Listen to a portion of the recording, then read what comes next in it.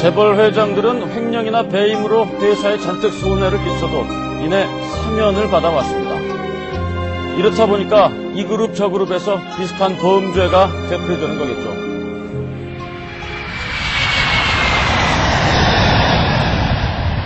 서신남 노회찬과 의리남 유시민의 저공 비행.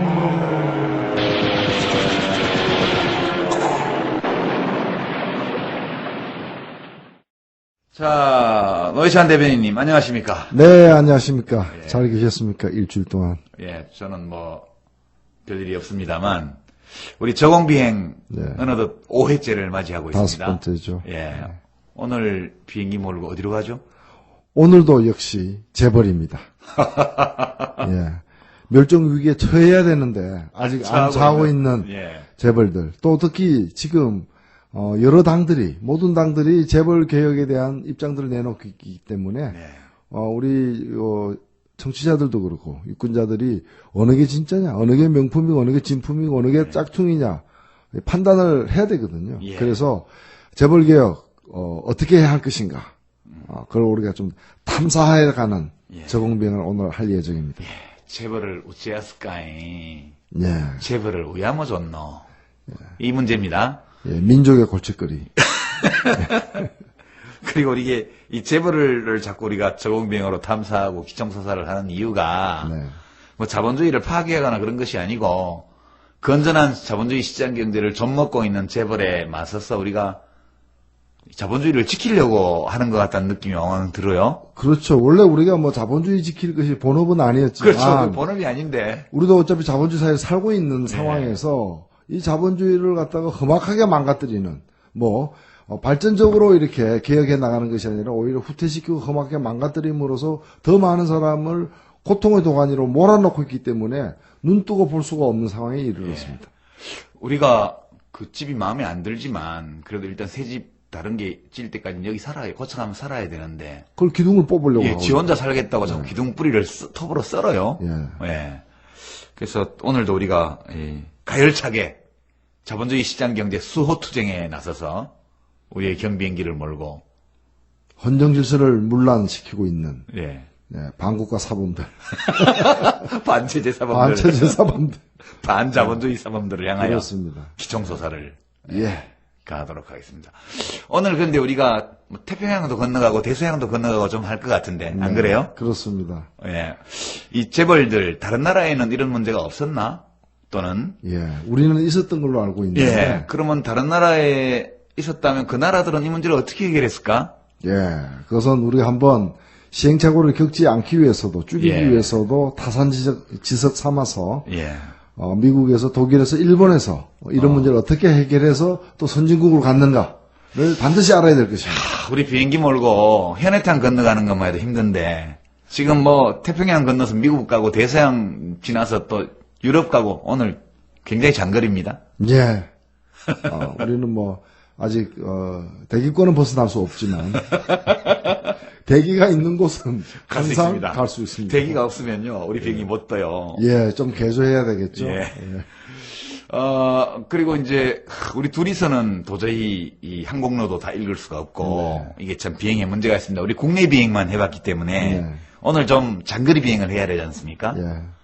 전폭기 같은 데는 원래 폭탄 떨어뜨리는 사람도 따로 이렇게 날개에 타 있고 예. 여러 사람이 타죠. 뒤에 오늘 두 분 태울 거예요, 그죠? 예, 그렇게 해야죠. 예, 그 두 분은 정말 이 멸종 위기에 처해야 마땅하지만 여전히 이 왕성하게 식욕을 과시하고 있는 재벌들의 본질과 그들의 생태, 먹이 활동, 양상 이런 데서 깊은 조예를 가진 두 분을 우리가 오늘 뒷좌석에 태울 겁니다. 평생을 재벌 멸종을 위해 바치신 분들.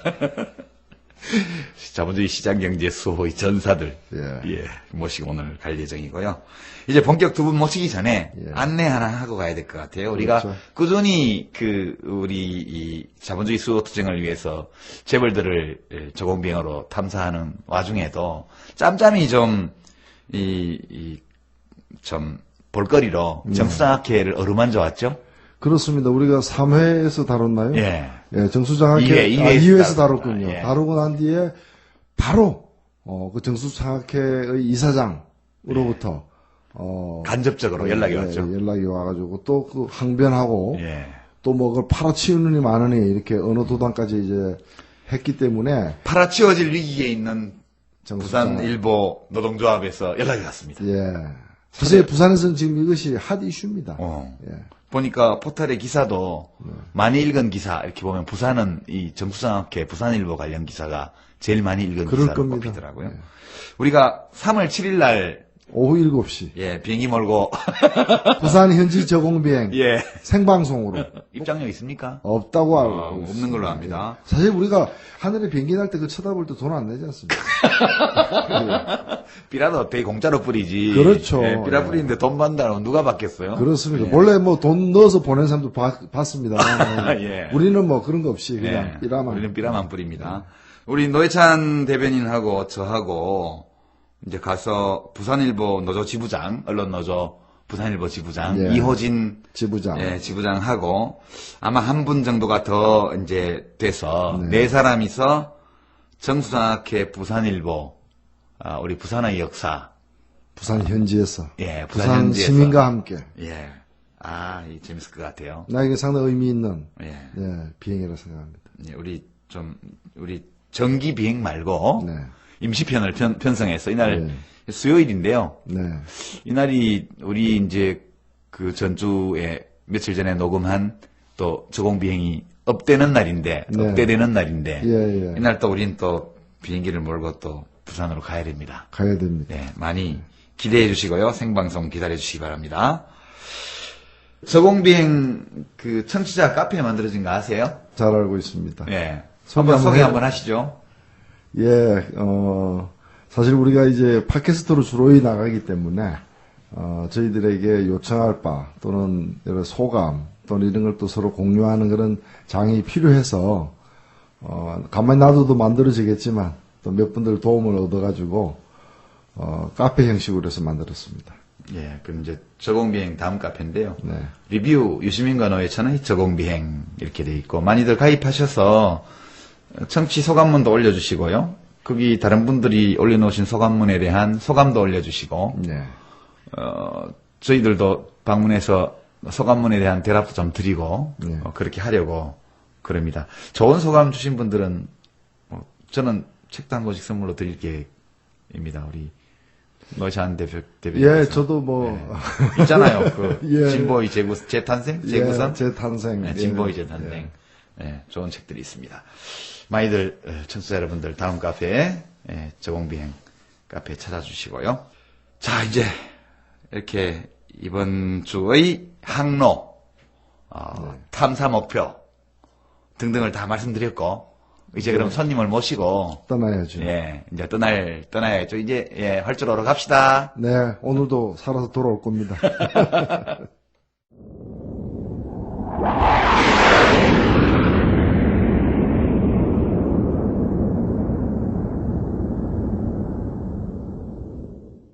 예, 이제 최근에 재벌과 관련된 여러 정책들이 많이 발표되고 있고 또 지식인 사회나 언론에서도 여러 가지 이제 견해들이 제출되고 있습니다. 뭐죠? 그 이름이 한나라당이 뭐가 됐죠? 새누리. 새누리당. 예. 새누리당에서도 지금 재벌을 어떻게 해야 된다 이런 얘기가 지금 나오고 있고요. 네. 또 민주당에서도 여러 가지 재벌 정책이 나오고 있고 통합진보당 이정희 대표도 당의 입장으로 또 재벌 정책을 발표를 했죠. 했습니다. 예. 그 며칠 전에 그리고 예. 새누리당은 또 지금 다 발표한 건 아니고요. 민주당도 물론 다 발표했다고 볼 수는 없지만 새누리당은 지금 일부 주로 박근혜 비대위원장의 생각이 이렇게 좀 공개가 된 상황에서 정책을 만들고 있는데 뭐 신문을 보니까 자꾸 새 나간다고. 예. 새 나간다고. 새누리당이니까 새 나가는 게 당연하죠. 낱말은 예. 새가 들으니까. 새가 듣고, 예. 예. 반말은 쥐가 듣고. 쥐가 듣고. 그러니까 예. 새가 듣기도 하고 쥐가 듣기도 하고. 하여튼 그래서 지금 그것 때문에 뭐 이렇게 내부 긴장이 이렇게 예. 많이 조성되어 있는 것 같습니다. 뭐 재벌들 쪽에서 가만 안 있겠죠. 이런저런 통로로 네. 또 소통하지 않겠습니까? 누구의 머릿속에 들어가 보고 싶다 이런 얘기까지 하더라고요. 예. 재벌에서 나온 사람들이. 예. 자, 그래서 오늘 이 중요한 국가의 미래에 큰 영향을 미칠 아주 큰 주제입니다. 이 재벌 개혁 어떻게 할 것인가. 우리 둘이서 다루기에는 너무 벅차서 네. 손님을 두 분 좀 모셨습니다. 네. 예, 우리 오늘 비행기는 최초로 4사람이 탑승하고, 예, 재벌과 사회가 공존할 수 있는, 평화롭게 공존할 수 있는 그런 곳을 찾아서 이제 탐색하는 네. 그런 시간이 될 텐데요.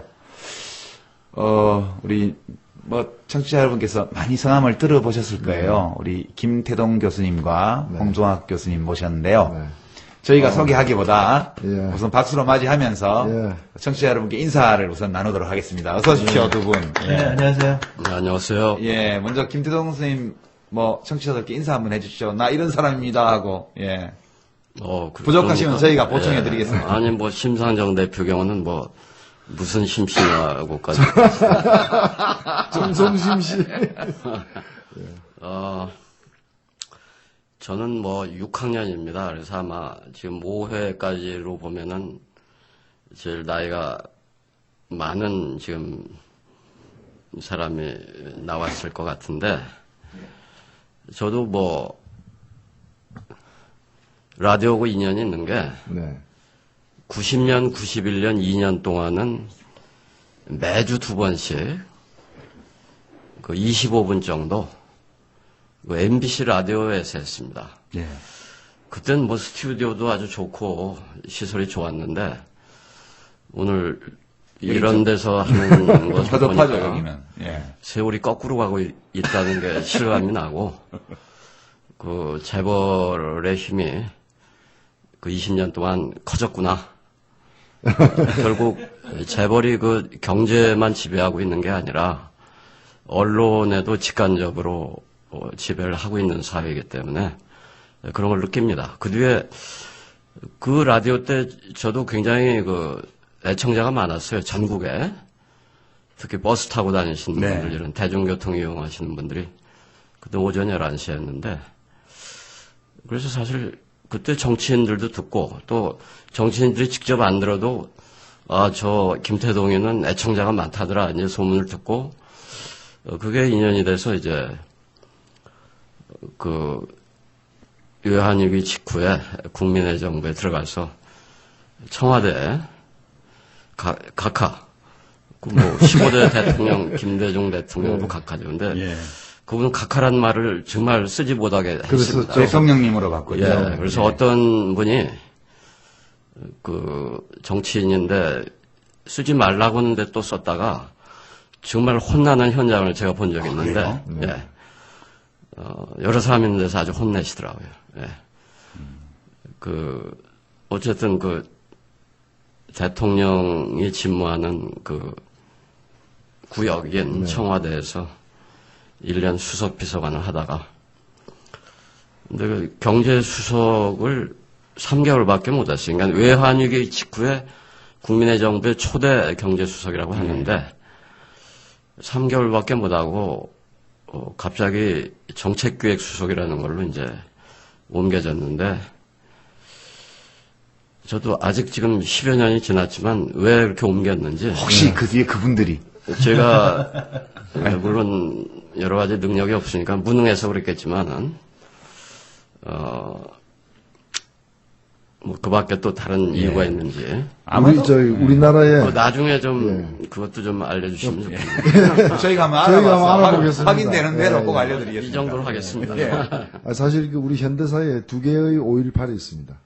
두 날 다 이게 슬픈 날인데, 첫 번째 5.18은 우리가 잘 알려진 1980년 5월 18일이고, 그건 설명 안 드려도 우리가 잘 아는 광주민주화운동 시작한 날이죠.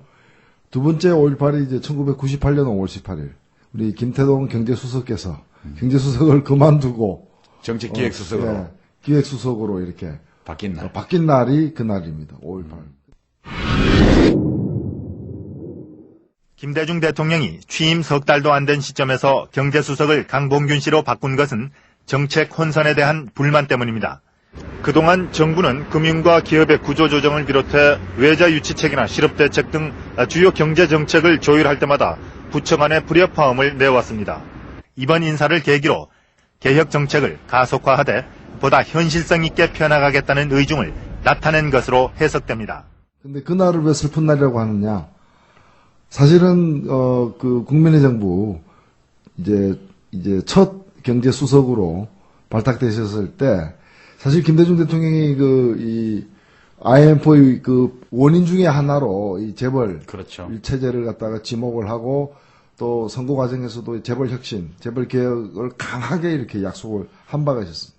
다들 그 초미의 관심사는 그거였고 청와대에서는 이걸 담당하는 바로 부서가 바로 경제수석이었고 그래서 또 그 자리에 또 다른 사람도 아닌 이제 이 재벌을 최초로 손볼 수 있는 네.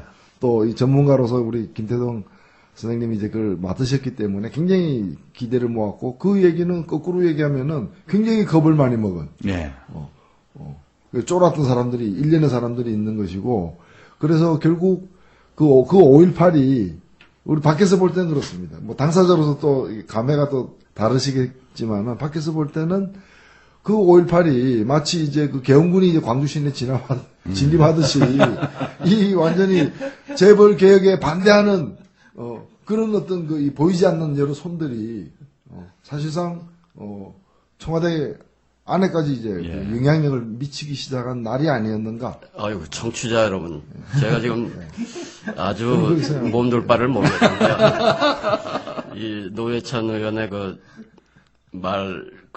수준에 제가 얼마나 따라갈 수 있을지 어쨌든 지금 긴장이 됩니다. 저는 역사적 증언을 한 것밖에 없습니다. 근데 김태성 교수님, 선생님 요즘 강의하세요 대학에서?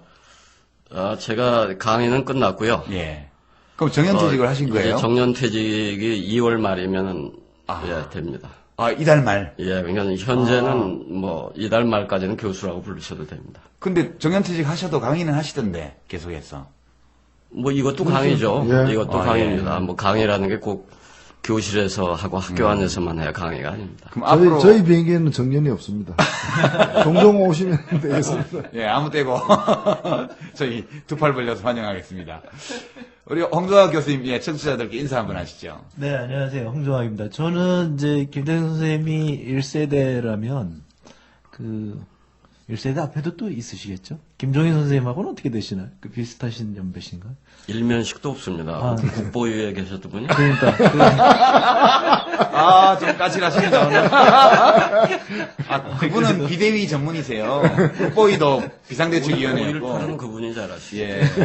요새 새누리당 비대위도 비상대책위원회고 비대위 전문이시고 그분은 우리 김태성 교수님은 이제 뭐 좀 다르시죠. 네.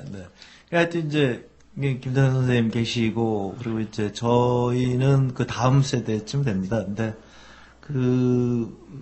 저도 모르게 이렇게 그 재벌에 관련돼서 그 당시에 그 재벌의 비합리적인 게 굉장히 많았거든요. 외환위기 이전에. 네. 그래서 그거에 관해서 그 책을 하나 쓰고 있었는데 그게 이제 결국은 나중에 제목이 바뀌어서 나왔습니다만은 그랬더니 경실련에 그래서 연락이 왔어요. 그래서 같이 좀 해보지 않겠냐고. 그래서 이제 저도 글쎄 그런 거라면 내가 관심 있으니까 해보겠다고 해서 그래서 이제 나중에 경실련 재벌개혁위원장을 제가 했습니다. 그러시구나. 네. 미리 좀 가르쳐 주셨으면 좋으셨을 건데 딱 하고 나서 보니까 이게 하고 나니까 세상이 바뀌더군요. 주위에 사람이 없어지고. 예.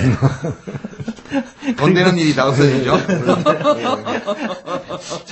그 정도인지 몰랐는데, 예. 참 순진한 생각이 아마 했던 것 같은데, 그리고 나서 그 뒤에도 재벌개혁위원장을 찾을 수가 없어서 경실련에. 예. 경실련 경제정의실현 실천 시민연합이 네. 약자죠. 그래서 이제 시작을 했습니다. 그래서 그러고 보니까 이 재벌개혁이라는 것이 이렇게 함부로 얘기하고 다니는 게 아니구나. 그걸 알고 저희들 사실은 이제 조용히 공부를 해왔죠. 근데 손으로 꼽습니다. 이렇게. 재벌개혁을 하는 저희들끼리 이렇게 손으로 꼽고, 그랬는데 갑자기 요즘 재벌개혁 얘기가 나와서 저희도 놀라고 있고, 저는 이제 그렇게 얘기를 합니다. 이게 기적 같은 일이 아닌가. 예. 그러니까 몇 년 전만 하더라도 그동안 우리가 공부했던 것이 다음에 물려줄 사람이 없어서 우리가 공부했던 게 그냥 사장돼 버리고 끝나는 게 아닌가 우리 사회에서 이러고 이제 걱정을 해왔는데 이렇게 재벌 개혁이 이렇게 공론화되니까 그 한편으로는 굉장히 뭐 기분도 좋고 예. 또 한편으로는 또 걱정도 또 되고 그렇습니다. 그게 아마 이 재벌의 폐해가 실제로 경제력 집중의 여러 다양한 현상을 통해서 다른 사람들에게 그동안 우리가 재벌을 구경만 해왔다고요. 예. 사실은. 야, 재벌 부럽다. 또 재벌이 잘 되면 우리한테 뭐 좀 떨어지는 게 있을지 몰라. 이렇게 구경만 해왔는데 그때도 사실은 서로가 연관이 돼 있었죠. 근데 지금 특히나 지금 와서는 이제 골목에서 쫓겨나고 뭐 장사하다가 그만두게 되고 그렇게 되면서 그 기업도 보면 다 이제 재벌 기업 아니면은 다 재벌에 다 빨려 들어가잖아요. 2010년에서 2011년 사이에 그 기업이 늘어난 걸 보니까 재벌 계열사들이 하루에 하나씩 늘어났더라고요. 예, 일요일, 토요일 빼고요. 예, 하루에 하나씩. 하루에 한 개씩. 늘어나가지고 지금 보면은 재벌 그룹 계열사들의 총 숫자와 우리나라 그 상장 회사들 총 숫자가 같아요. 예. 그만큼 유력한 회사들은 다 거의 다 이제 재벌이 다 이제 삼켜버렸다라고도 볼 수 있는데 이제 그런 것 때문에 이제 그러니까 재벌 때문에 불편해지는 아파지는 고통스러워지는 사람들이 이제 늘어나면서 재벌에 대한 문제식이 높아지는 것도 있는 것 같고요. 그다음에 그러다 보니까 또 선거 때문에 이제 한두 번 우리가 속아온 게 아니지만 정권 교체기마다 또 이제 재벌에게 회초리를 그게 좀 있다가 보니까 회초리가 뭐 이렇게 사탕으로 변하기도 하고 솜사탕으로 변하는 예도 우리가 이제 많이 보긴 했습니다만 그런 게 이제 좀 있는 것 같아요. 근데 저는 우리 이 홍정학 교수님 같은 경우에는 이제 뭐 몇 번 토론회도 같이 이렇게 참석을 하고 이제 했습니다만 부동산 문제 다룰 때도 한번 참석을 했었고 FTA 때도 참석을 했었고 제가 가만 느끼는 게 이제 운동권 아닌가 이런. 여기 경실련 좌파. 예, 그러니까 이제 어떤 느낌인가. 경실련 우파는 새누리당으로 많이 들어가시고. 흔히들 우리나라에서 이제 민주화는 6월 환경으로 끝났다라고 생각하는 분들이 꽤 계신데, 정치 민주화도 완전히 끝난 건 아니지만, 특히나 경제 민주화는 이제 시작이다. 이제 시작이다. 경제 민주화에 있어서는 6월 환경이 아직 오지 않았다. 온 적이 없다. 그런 점에서 시대는 부른다. 운동권을. 경제 민주화 운동권을 부르고 있다. 이렇게.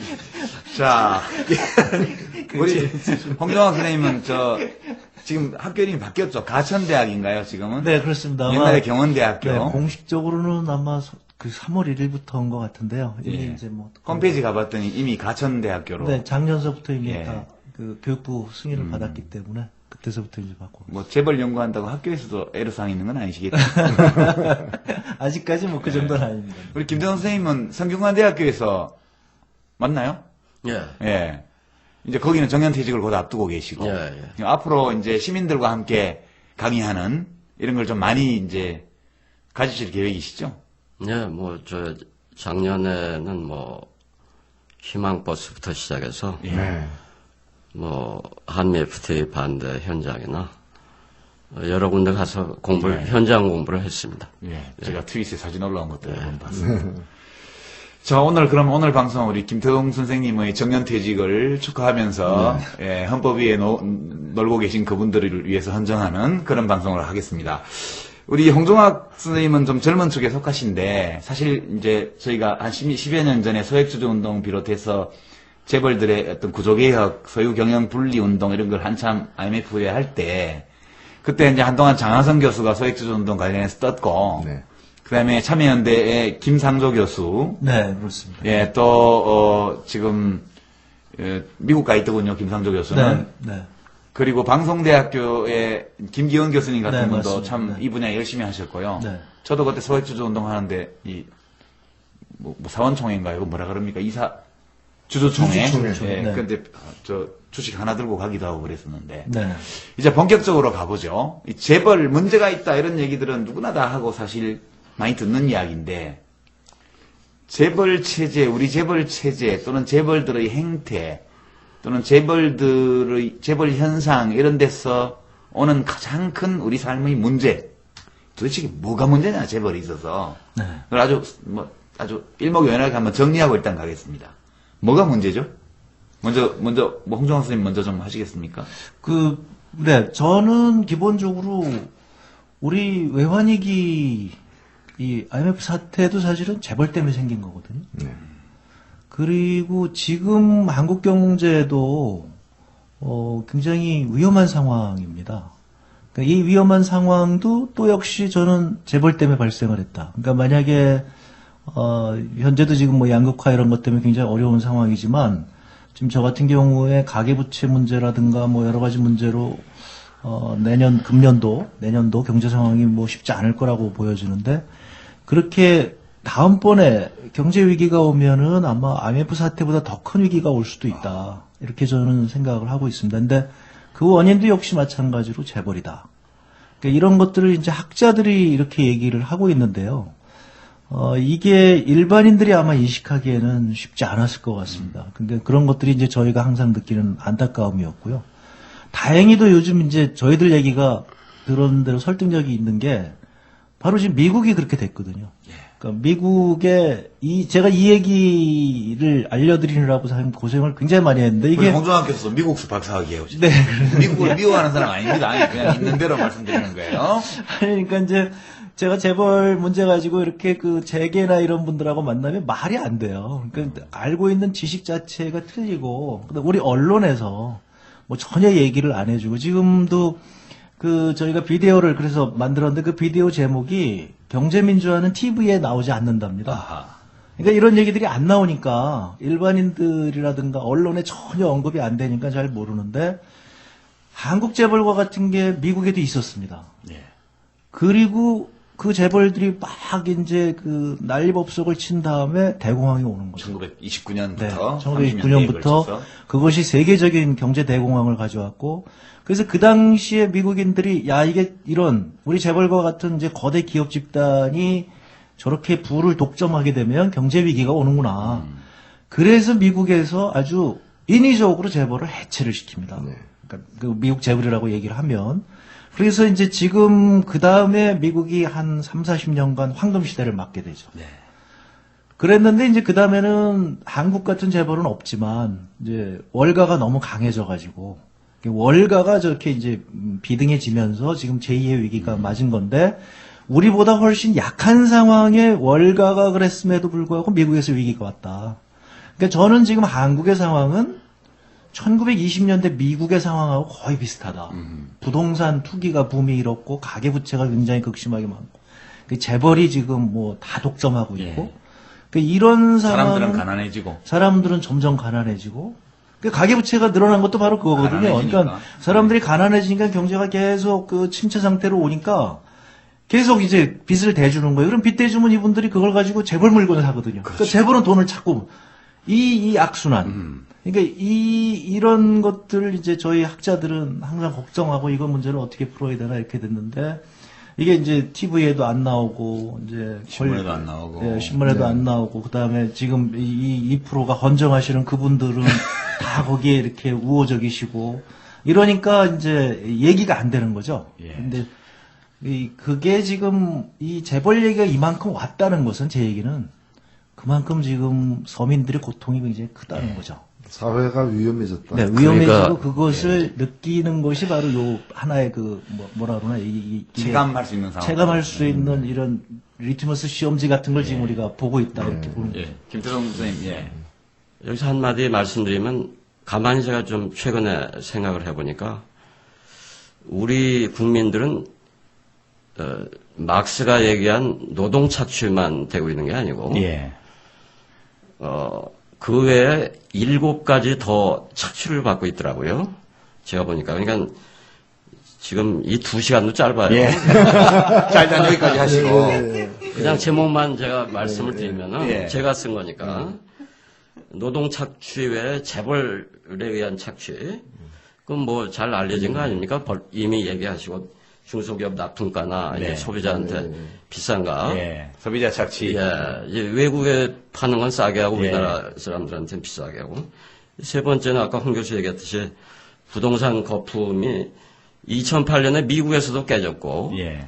일본에서는 이미 91년인가에 깨졌는데, 이 한국의 부동산 거품은 계속이 되고 있거든요. 뭐 이번에도 자, 일단 제목부터 쭉 해주시고. 예. 이제 강론은 좀 이따 들어가죠. 그다음에 부동산, 환율. 고환율에 의한 환율 착취, 그죠. 수입업자나 소비자들, 그다음에 아까 카드 같은 지금 가계 수수료 부채 착취. 늘어나는 빚 착취, 예.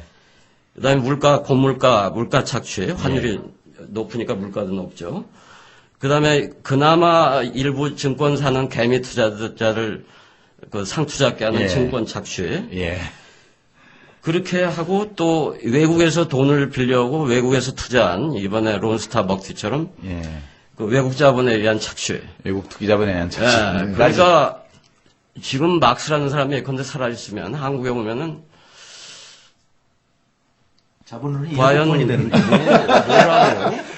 뭐라고 할지. 3부가 아니고. 예. 그래서 아마 이거 말고도 더 있을 거예요. 예, 우선 제 나쁜 머리로 이 정도로 했는데 이 8가지 착취의 하나가 재벌 착취인 것이 아니라 예.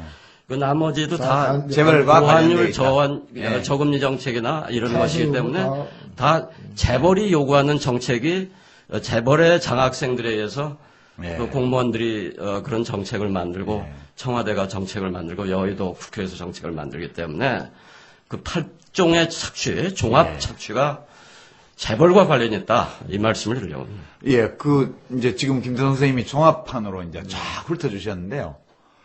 그 사실 우리가 1편에서 다뤘나요? 왕자님, 공주님 얘기 다룬 게 1편이었죠. 예, 1편하고 뭐. 예, 왕자님들은 일감 몰아주기로 이제 하고, 3편에서 삼편에서 했군요. 3편. 그 다음에 이제 공주님들은 이제 뭐 빵집이다 뭐다 해서 골목 상권 빨아먹는 이거를 이제 했습니다. 근데 뭐 어떤가요? 우리 노회찬, 우리 소장님께서는 엑스파일 보면 지금 김태훈 선생님 막 말씀하셨는데, 네. 이런 직접 시장을 통해서 이루어지는 착취뿐만 아니라, 네. 어찌 보면 이 우월한 경제력을 가지고 돈을 가지고 정치, 문화, 언론에 이르기까지 사회 전체를 그렇죠. 장악하는 그런 문제도 있지 않습니까? 예, 뭐, 그래서. 엑스파일, 그 유명한. 예. 엑스파일 보면은, 예. 그러니까 이제 이런, 어찌 보면은, 때로는, 헌법만이 아니라, 이 살아있는 법률까지도, 이렇게 무시하면서 자신들의 어떤 그 탐욕, 지금 착취라 표현하셨지만, 이 착취를 통해서 탐욕을 되게 실현시키는 이 일을 갖다가 하다 보니까 걸리는 게 많을 거 아니에요. 언제 그렇죠. 잡혀들할지도 네. 모르고. 그러니까 미리부터 그런 권력의 어떤 길목마다 서 있는 판사일 수도 있고 검사일 수도 있고 그것이 이제 정부 국회의원일 수도 있고, 공무원일 수도 있고. 그게 근데 법이 가로막고 있다가 법을 고쳐버리는 거예요. 그렇죠.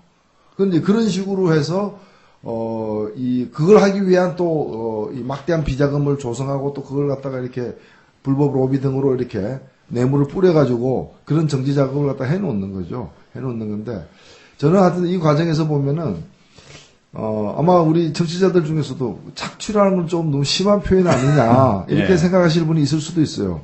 그런데 저는 맹수하고 자본하고 특히 이 재벌하고 차이가 뭐냐? 맹수는 참 무서운 동물들이죠. 그러나 일단 자기 배가 부르면은 더 이상 안 잡아먹습니다. 잡아먹죠. 예. 네. 예, 안 잡아먹습니다. 다시 배고플 때까지는. 예. 근데 이 재벌, 이 거대 자본들은 여기는 항상 배고프지 않아요? 예, 먹어도 끝이 없어요. 예. 배 불러도 또 먹는. 그러니까 맹수보다 훨씬 더 위험한, 더 탐욕스러운 부분이고, 그리고 제가 참 이게 악성이다라고 생각하는 건 뭔가면 실제로 제가 이제 당사자한테 들은 얘기인데 IMF 때 네. IMF 근원이 사실은 재벌로부터 비롯된 거 아닙니까? 예. 근데 일단 우리는 나라 안에서는 외환 위기, 이제 달러가 이제 부족하게 돼 바닥이 나는 상황이 되어버렸던 거죠. 그러니까 우리가 갖고 있는 여러 가지 재화의 가치가 떨어지게 되는 상황이 되어버렸단 말이죠. 그러니까 급하게 나라가 이제 이 경제가 움직이려면 최소한의 달러는 있어야 되니까 외환이 있어야 되니까 그 달러 내놔라 이러면 장동안에 달러 갖고 있는 사람이 별로 없으니까 예. 금을 내놔라. 그렇죠. 금을 모으자. 금 모으기 금 되죠. 모으면 그게 달러가 되니까. 네. 그래서 우리 국민들이 아무 죄 없는 국민들이 집에 있는 애 돌반지 등 가지고 은행에 줄 서가지고 금 모으기 했고 금송아지는 안 나왔어. 예, 안 나왔죠. 예. 그런데 바로 그때 제가 국내 유수의 자동차 회사 유럽 총판의 책임자가 제가 아는 사람이었어요. 예. 그분 얘기가 그로부터 좀 지난 후의 얘기가 바로 그때 자기들에게 본사에서 그룹 기조실에서 긴급 전문이 왔는데 금을 수입해라. 일체 달러를 한국으로 보내지 본국으로 마라. 보내지 말 것. 예. 네. 아니 여기는 지금 달러가 갑자기 없어지고 난리가 났는데 거기는 평소에 이렇게 일정한 기간 동안에 그 번 돈을 갖다 계속 한국으로 달러로 송금해 왔는데 그걸 중단해라는 얘기. 그러니까 그 얘기는 뭐냐? 환투기를 또 한 거죠. 예. 예. 환투기를 하는 거고 또 대한민국 언제 부도날지 모르 더 세게 이제 붙어날지 모르는데 들고 있다가 이제 예. 더 이윤이 많이 나는 방향으로 하겠다라는 겁니다. 그래서 이들에게 과연 뭐 양심이 있는지, 과연 그 같은 동포로 봐야 되는지, 그냥 예. 재벌로 보면 되는 거죠. 근데 이제 그 돈만 밝히면 좋은데요. 네. 아까 이제 돈 밝히다 보니까 이것저것 걸치적거리는 게 많으니까 다 치워버리려고 그러죠. 지금 우리 노회찬 대변인께서는 지금 재상고한 게 2월 달에 아직 일정 안 잡혔죠, 대법원에. 예. 그러니까 이제 그게 지금 보면 폭로했던 엑스파일 보면 네. 그 200 몇 개죠, 테이프가? 273개인가. 예, 273개 중에 뭐 세 개, 조금 3개 한 거 예, 아닙니까? 예, 예. 특히 이제 검사들한테 동간 거 실명으로 네. 공개하셔갖고 지금 그 홈페이지 올린 것 때문에 이렇게 돼 있는데 네. 나머지 270개가 또 있잖아요. 네. 거기 무슨 내용이 들어있을까 이렇게 상상을 해보면요. 예. 우리 이 대한민국의 유수한 재벌이라는 사람들이 과거에 보면 대통령들도 전부 현직에 있을 때 돈 갖다 바쳤고 대통령 후보 때 차떼기로 돈 실어다 주고 네. 노무현 대통령 경우도 차떼기는 아니고 그냥 현금으로 10억짜리들 좀 주고 그랬잖아요. 네. 뿐만 아니라 검사들도 그렇게 다 떡값 준 걸로 돼 있고 뇌물 이게 이제 국회의원, 장차관, 네. 고위공무원, 뭐 중앙부처의 그러니까, 실국장들, 네. 언론계 다 뻗쳐 있는 거 아닌가요? 그 270개를 더 열어보면 뭐가 나올까요? 저는 제가- 그게 더 겁이 나는데. 저는 그 중에 몇 개만 본 사람인데도 나머지는 뭐가 있을지 모르는 거죠. 근데 네. 일단 그 제가 본 세 개를 놓고 보면은 이 삼성그룹에서 이 그룹 이건희 총수부터 헌법을 제대로 읽었구나. 헌법에 나와 있는 모든 기관이죠. 예. 아, 공부를 예, 했구나. 헌법에 나와 있는 직책, 예, 대통령, 예, 국회의원, 예, 장관, 국무위원, 예. 예, 그건 뭐 국무위원, 판사, 검사 같은 헌법에 나와 있는 거는 1차 대상인 거예요. 아, 예. 예. 헌법에 나와 있는. 그래서 야, 이 부분들이 굉장히 헌법을 중시하는 사람들이구나. 예. 헌법에 안 나와 있는 지식인 사회까지 다 사실은 마찬가지 했죠. 아니겠습니까? 야, 했죠. 뭐 당연하죠. 그러면 예. 다 주식. 그래서 그게 재미있는 게 있습니다. 제가 이렇게 그 정치인들 중에요. 이제 정치인들하고 재벌개혁 저희가 한다 그러니까 정치인들이 불러서 재벌개혁 뭐 방안이 뭐냐, 정책이 뭐냐 이런 거를 많이 물으세요. 그러면 저희야 뭐 학자들이니까 시민운동하고 그러니까 가서 다 이렇게 말씀을 해드립니다. 근데 말씀 다 듣고 나서 그 다음에 조용하세요. 예. 그거 어디다 했는지 몰라. 근데 유일하게 그렇게 얘기 듣고 실제로 그걸 정책 위반하시는 분들을 보면 되게 여자분들이세요. 신모, 방모, 예. 뭐 그렇고 이모. 예. 있습니다. 그분들이. 예. 근데 이게 제가 미국에서도 보니까요. 미국도 그런 중요할 때 그렇게 얘기하는 게 여자들이라고요. 아. 여자들은 관리 대상에서 빠지는 거예요, 이게. 어허. 그래서 이게 어느 정도 관리를 하는구나. 그러니까 남자들 중에 주요 엘리트는 어느 쪽에 있든지 간에 특히 이제 한국에 같이 이제 학연, 지연 뭐 이런 걸 얽혀 있으니까 다 관리가 되고 거기에서 빠진 사람들 요분들이 그나마 재벌 개혁에 대해서 얘기를 하고 계시는구나. 그런 전 관리를 안 하니까 관리를 안 해주니까 제가 아니, 진짜. 떠들 수밖에 없는. 우리 저는 한 통 아니, 없어요. 우리 저한테. 홍정학 교수님은 저 교수니까 관리가 안 된다고 쳐요. 우리 김태동 선생님은 청와대에 계실 때 청와대 수석 그때는 장관급인데 그 재벌에서 관리 안 해주던가요? 관리라는 게 뭘 얘기하시는 거죠? 뭐 관리에서 바뀐 거 아니에요?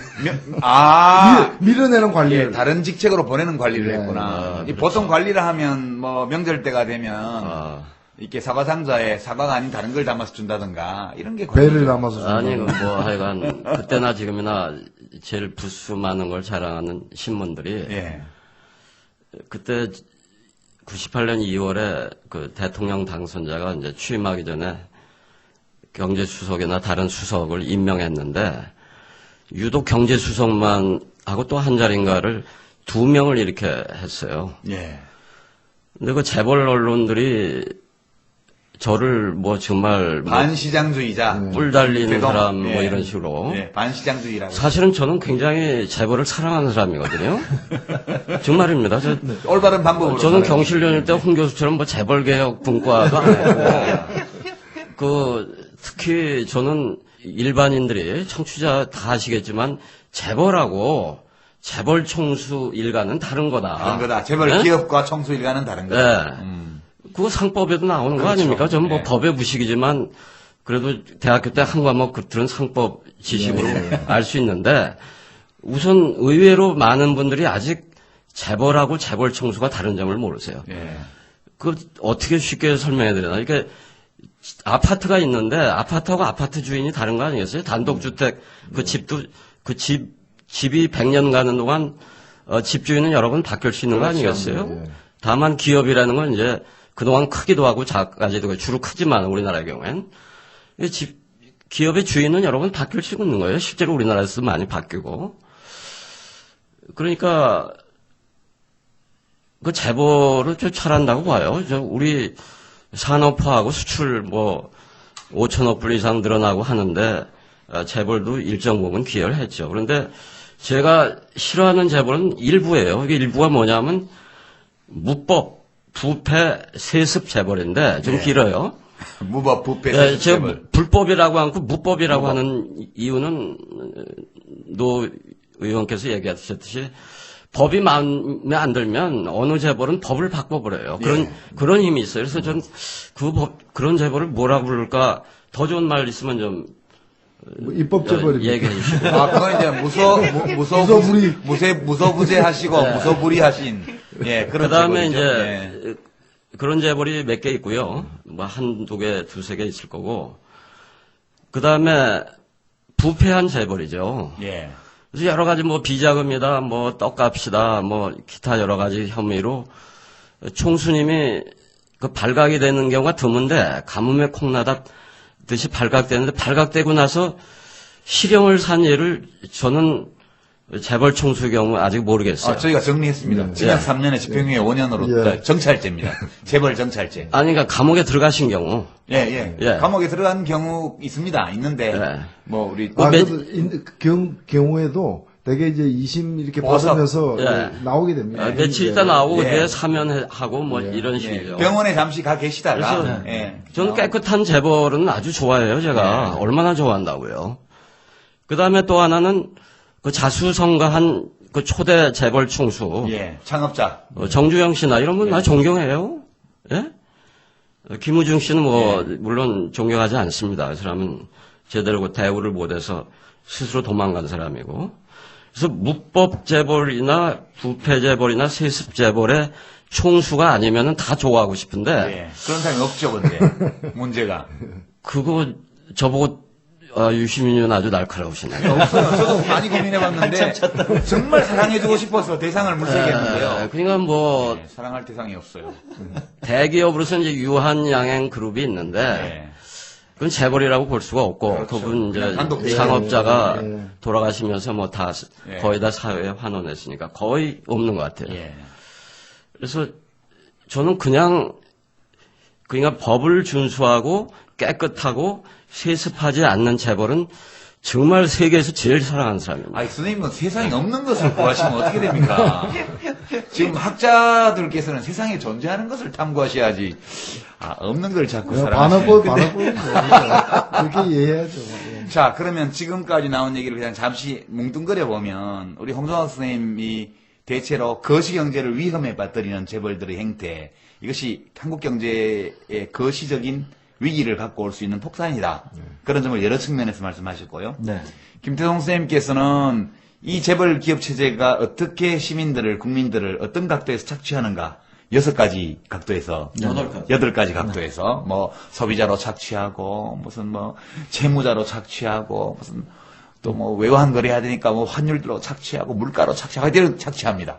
그렇게 했고, 지금 노회찬 대변인 엑스파일 문제에서 보듯이 이 재벌들은 또한 경제적으로 착취할 뿐만 아니라 헌법 위에 군림하면서 법을 마음대로 바꾸고, 그리고 불법적인 수단을 통해서 헌법에 등장하는 모든 공직 직책을 탐구해서 그걸 싹 관리합니다.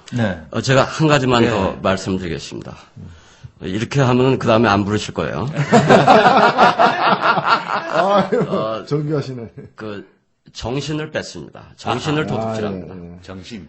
그래서 젊은 때부터 물론 재벌이 대학을 지배하고 있는 나라도 우리나라처럼 많은 나라를 저는 견문이 좁아서 박원순 시장은 세상을 많이 돌아다녀서 알지 모르지만 저는 모릅니다. 성대에도 물론 제가 먼저 들어가고 그다음에 삼성에 다시 들어왔는데 성균관대학교는 삼성. 그래서 중앙대학교는 두산. 그 재벌이 원하는 스펙을 쌓기 위해서 대학생들이 저희 다닐 때보다 이 사회 부조리는 더 심해지고 재벌의 피해는 더 심해졌지만 사회에 나와서 가두에서 표현을 하는 시위나 집회로 표현을 할 때 훨씬 더 용기가 필요해졌습니다. 그렇습니다. 그러니까 대다수는 마음으로 느껴도 안 되고 앞줄이 끊길까 또 더 대다수는 아예 영혼이 그냥 뺏기고 그런 쪽에는 정신을 예. 이렇게 쏟지 않는 예. 이런 식일 수도 있고 또 요새 청년 실업 얘기하는데 결국 그것도 뭐 물론 다른 나라도 청년 실업이 있지만 우리가 쭉 급격하게 이렇게 이루어지는 데는 그러니까 그 청년 세대의 그 미래를 뺏는 것도 이 재벌 체제다.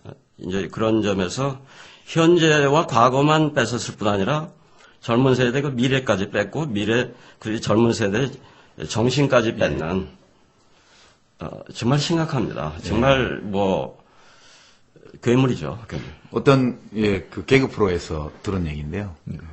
그 대기업 진로 상담 선생님이 대기업에 대기업 직원 되고 싶다고 했더니 별로 어렵지 않아요. 이렇게 얘기하면서 뭐 학교에서 공부를 이렇게 좀 하고 뭐 어떻게 해서 입사시험에 합격해서 가서 한 20년 동안 열심히 해서 부장이 되면 자기보다 20살 어린 회장님 아드님이 상무로 온다고 그런 얘기 이제 그런 얘기 합니다. 그런 얘기하고 이제 그렇게 직장 다니면서 숨만 쉬면서 돈을 열심히 모으면 몇 살에 집을 살 수 있고 이제 이런 얘기들 많이 하죠. 근데 결국 지금 나온 모든 얘기를 종합해 보면 국민들이 사람마다 좀 다른 관계에서 재벌들의 문제를 느끼고 있고 그것이 자기의 삶의 터전을 명백히 파괴하거나 특히 요즘 골목 상권을 착취하는 거, 그렇죠. 예를 들면 지네발처럼 왕자님 공주님들이 빵집 열고 순대 팔고 하는 이런 것부터 시작해서 그다음에 의사 표현을 하고 싶은데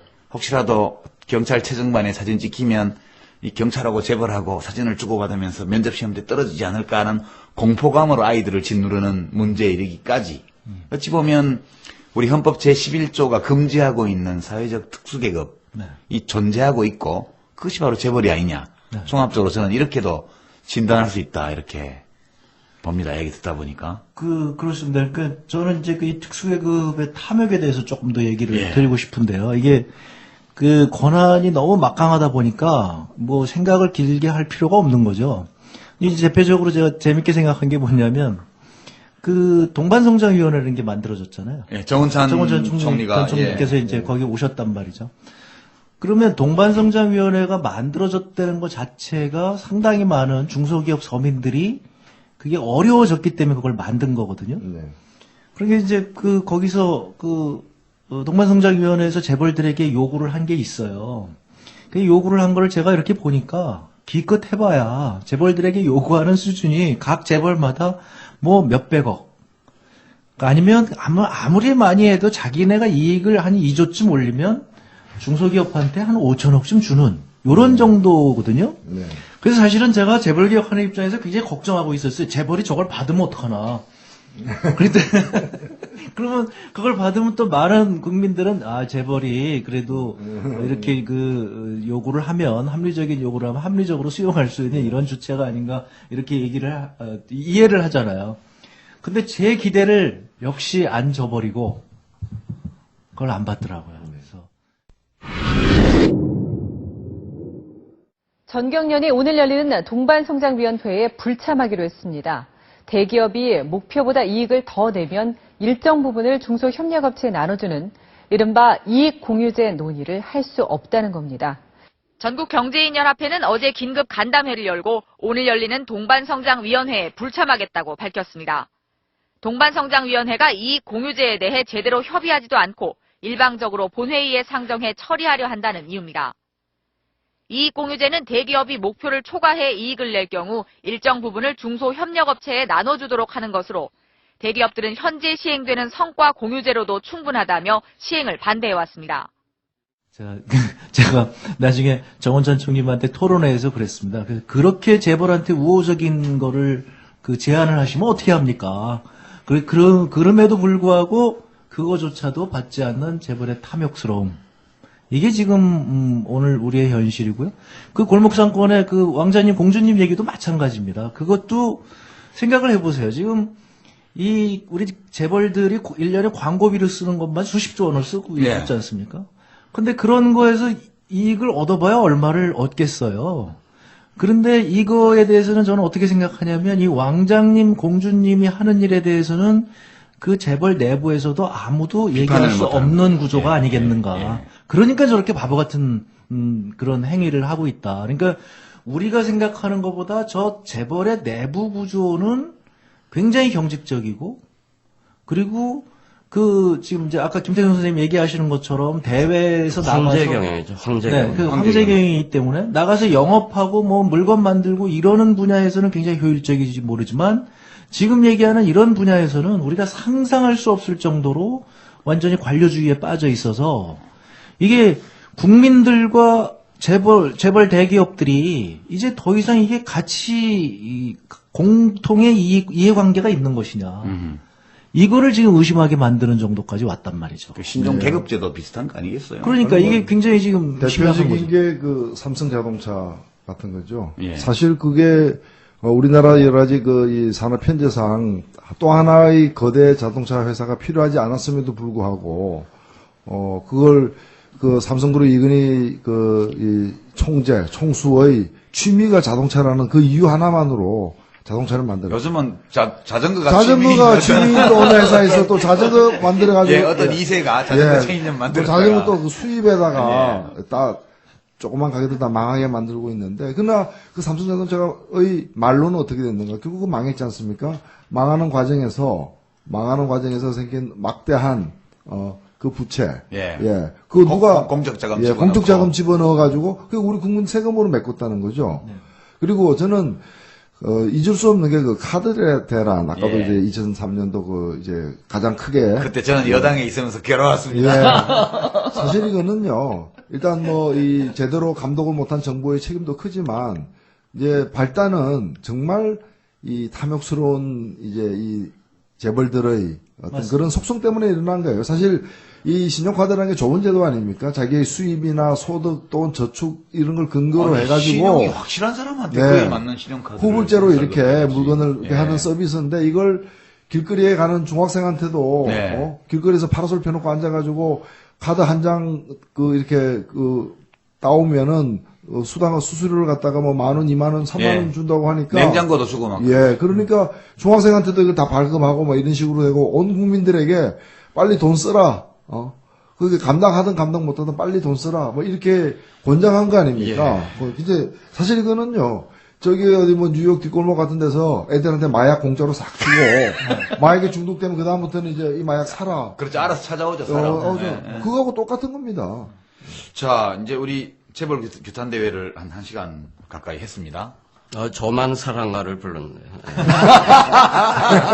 근데 사랑할 수 있는 현실의 대상을 못 찾으셨어요. 제가 사실 노래를 굉장히 좋아하는데 여기서 노래는 부를 수가 없고. 괜찮습니다. 괜찮습니다. 아니 좀 청취자가 저보다 뭐 수십 배 재주가 좋으실 테니까 제가 아까 말씀드린 그런 재벌이 있으면은 이건 법을 잘 지키고 깨끗하고 세습 안 할 불법 세습을 안 할 그런 재벌이 있으면 그 재벌 사랑가를 좀 부탁드려야겠어요. 이 방송을 통해서 찾습니다. 사람을 찾습니다. 우리 저공비행은 재벌을 찾습니다.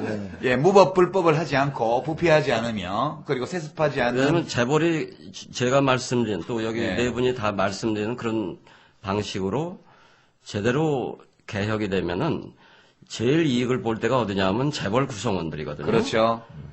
그 총수도 이득을 보고 재벌의 임원, 직원들 다 이득을 보고 소비자들, 하청업자 다 이득을 보는 건데 지금 그런 관점에서 말씀을 드리는 겁니다. 우리 저공비행은 우리 김태동 교수님의 절절한 제안에 따라서 사람을 찾습니다. 불법과 무법을 저지르지 않고 부패하지 않으며 세습하지 않고 정말 주주와 직원과 임원과 소비자들, 고객들, 협력업체 모두에게 축복이 되는 그런 깨끗한 재벌을 찾습니다. 이런 재벌을 혹시 보신 분께서는 저희 저공비행 다음 카페로 예, 즉각 신고해 주시기를 부탁드립니다. 일단 알려주시면 저희가 어떤 어려움이 있더라도 꼭 찾아서 저희 비행기에 탑승시키도록. 네. 본인이 직접 찾아오셔도 좋고요. 자, 일단 앞부분 이 재벌 무엇이 문제인가 이런 정도로 좀 마무리하고요. 이제 이거 어떻게 해야 될지로 넘어가겠습니다.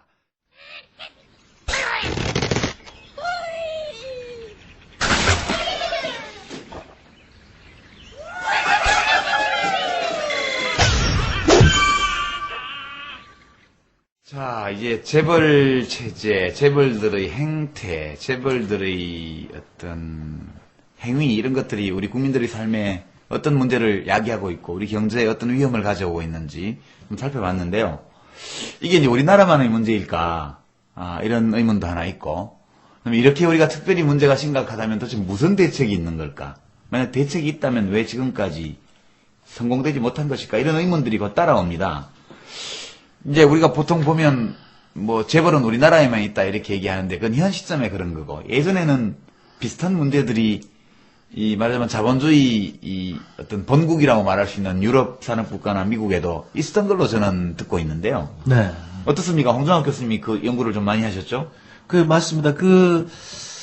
아까 이제 김대중 선생님 말씀하신 것처럼 이게 지금 우리 사회가 너무 재벌에 지배당하고 있기 때문에 이게 우리 정신까지 지배를 하는데 우리 학생들이나 아니면 언론이나 이런 데서 이런 사실 자체가 전혀 알려져 있질 않습니다. 보도가 안 돼요. 그런 게 이제 너무 안타까운데요. 사실상 2차 세계대전 이전에는 서구 자본주의의 한국 재벌과 같은 형태들이 조금 유행을 달리하지만 되게 있었다 이렇게 봐야 될 것 같습니다. 근데 이제 각국마다 그 형태는 조금씩 다른데요.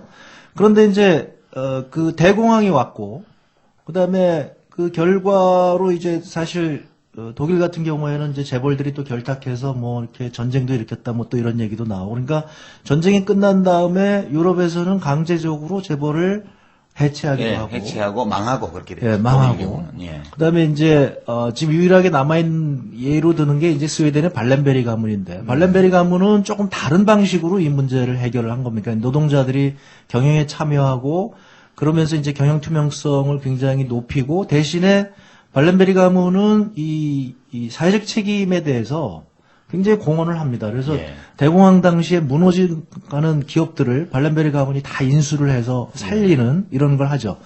그것이 제가 생각할 때는 가장 중요한 이유 중에 하나가 이 볼셰비키 혁명이 있었기 때문에. 러시아에서. 네. 그래서 러시아에서 혁명이 있으니까 이런 유럽의 재벌들의 입장에서는 이렇게 온건한 재벌 개혁 방안을 받아들이는 게 좋겠다 해서 사회적 타협을 하는 거죠. 그래서 경영 투명성을 이제 확보를 하고 이렇게 거기하고 조금 다른 방식이 우리 재벌들이 미국 되게 좋아하는데 미국도 우리 재벌 비슷한 게 있었잖아요. 근데 이제 이게 제가 요즘 때마다 미국 얘기만 해서 꼭 무슨 친미파처럼 이렇게 보이고 아는 게 제가 미국 경제뿐이라 이렇게 별명까지 얻었는데 그렇게 된 이유 중에 하나가 우리 사회에 전혀 이게 안 알려져 있는 역사적 사실이라서 경제학자들도 이걸 모릅니다.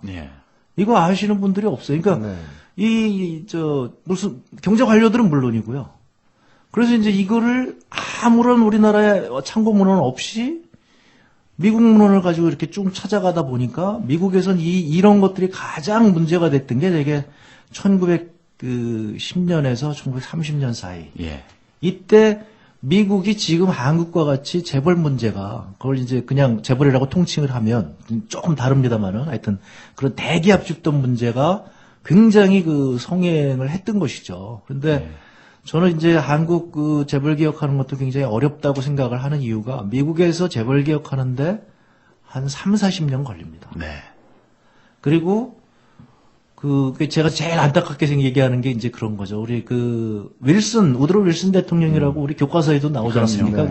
민족 자결주의에 의해서 우리 1차 대전 승전을 이끈 미국 대통령. 승전을 이끈 미국 대통령이신데 제가 몰랐는데 이분의 승전 대통령인데 임기 말에 굉장히 비참하십니다. 비참하게 그 정권을 끝내는데 그리고 저는 그래서 노무현 대통령하고 좀 비슷하다는 느낌이 들어요. 그러니까 이분이 대통령에 나올 때 공약을 재벌 개혁을 했습니다. 그래서 개혁 정책을 굉장히 많이 추구를 했고요. 1910년대. 1910년대. 그러니까 12년에 이제 대통령이 되어서 20년까지 8년간 임기를 했는데, 그래서 굉장히 많은 개혁 입법을 합니다. 지금 보면 이제 연방준비제도 이사회를 만든 것도 이분이고, 예. 그다음에 한국의 공정거래위원회 같은 거를 만든 것도 이분이고, 그러니까 뭐 대통령 선거 공약이 그거니까 뭐 얼마나 그걸 열심히 하셨겠습니까? 근데 인기가 없었어요? 인기가 없었어요. 네, 인기가 없었어요. 그래서 마지막에 저는 그거를 보고서 정말 전율을 느꼈는데, 노무현 대통령 말기 분위기하고 윌슨 대통령 말기 분위기하고 거의 비슷하죠. 근데 저는 정말 이해를 못해요. 윌슨 대통령이 승전 대통령인데 전쟁에 이겼는데, 물론 이제 국제연맹 참여하고 뭐 이런 문제는 좀 있습니다. 정적인 문제는 있는데, 제가 생각할 땐 가장 문제가 된 건 역시 개혁 피로증 아니었나. 그리고 나서 미국에도 다시 보수의 시대가 열립니다. 대공황 시작될 때까지. 대공황 시작될 때까지 보수의 시대가 열리고. 20년간. 예. 예. 그러니까 그게 지금 우리가 저렇게 전과가 많으시지만 뭐 이렇게 많은 나쁜 일을 한 걸로 알려져 있지만, 건설회사 사장님이고 저분을 대통령으로 하면 우리 경제도 뭔가 좋아지지 않을까.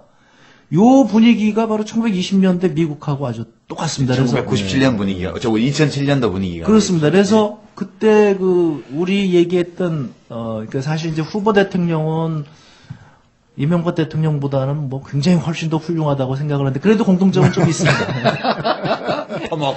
예, 이분이 그 뭐 당시에, 비슷비슷하죠. 예. 이분이 그 당시 별명이 가장 위대한 엔지니어라고 할 정도로, 그러니까 이분은 이제 원더보이라고 그랬습니다. 하여튼 이분이 손만 건드리면 모든 게 다 성공하고 막 이런 분인데, 후보 때.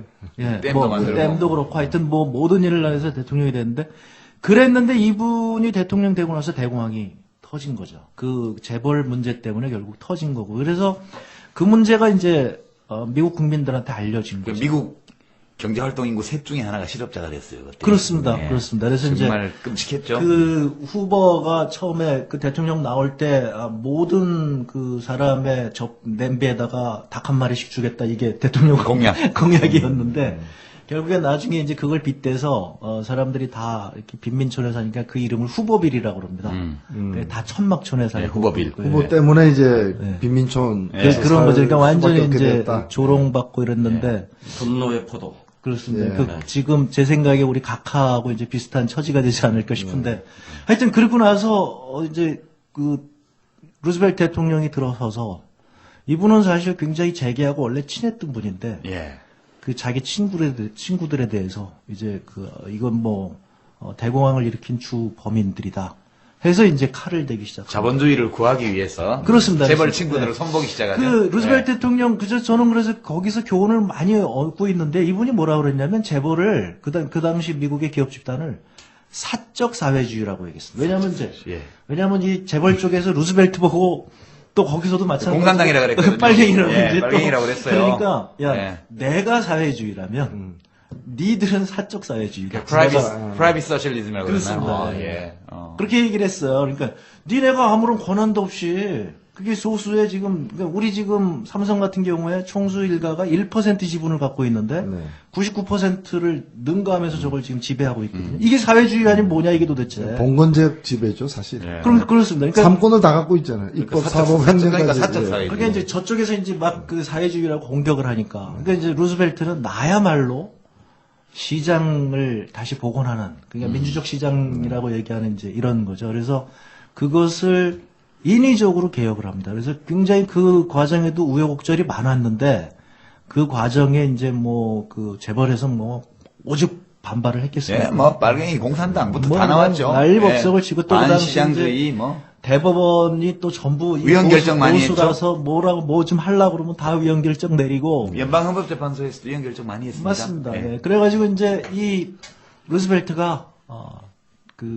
니들의 뭐라 그랬던가, 그때 하여튼 불법 비리 저항을 환영한다 뭐 이렇게 아주 그냥 전투 의지를 살려서 재벌 개혁을 하고, 그런데 그 결과로 미국 유일의 4선 대통령이 됐습니다. 그러니까 이제 국민들의 지지를 얻고, 그러니까 이것이 저희가 생각할 때는 한 번에 윌슨 대통령의 실패가 있었기 때문에 20년 후에 12년 후입니다. 정확히 12년 후에 그걸 가지고 이제 교훈을 삼아서 루즈벨트 대통령이 성공적으로 재벌 개혁을 할 수 있었다. 자, 저희도 그러니까 미국 사람이 그래도 독일 사람보다는 똑똑한 모양이에요. 왜요? 독일은 1차 대전에도 지고, 예. 그러고도 제대로 못해서 그렇죠.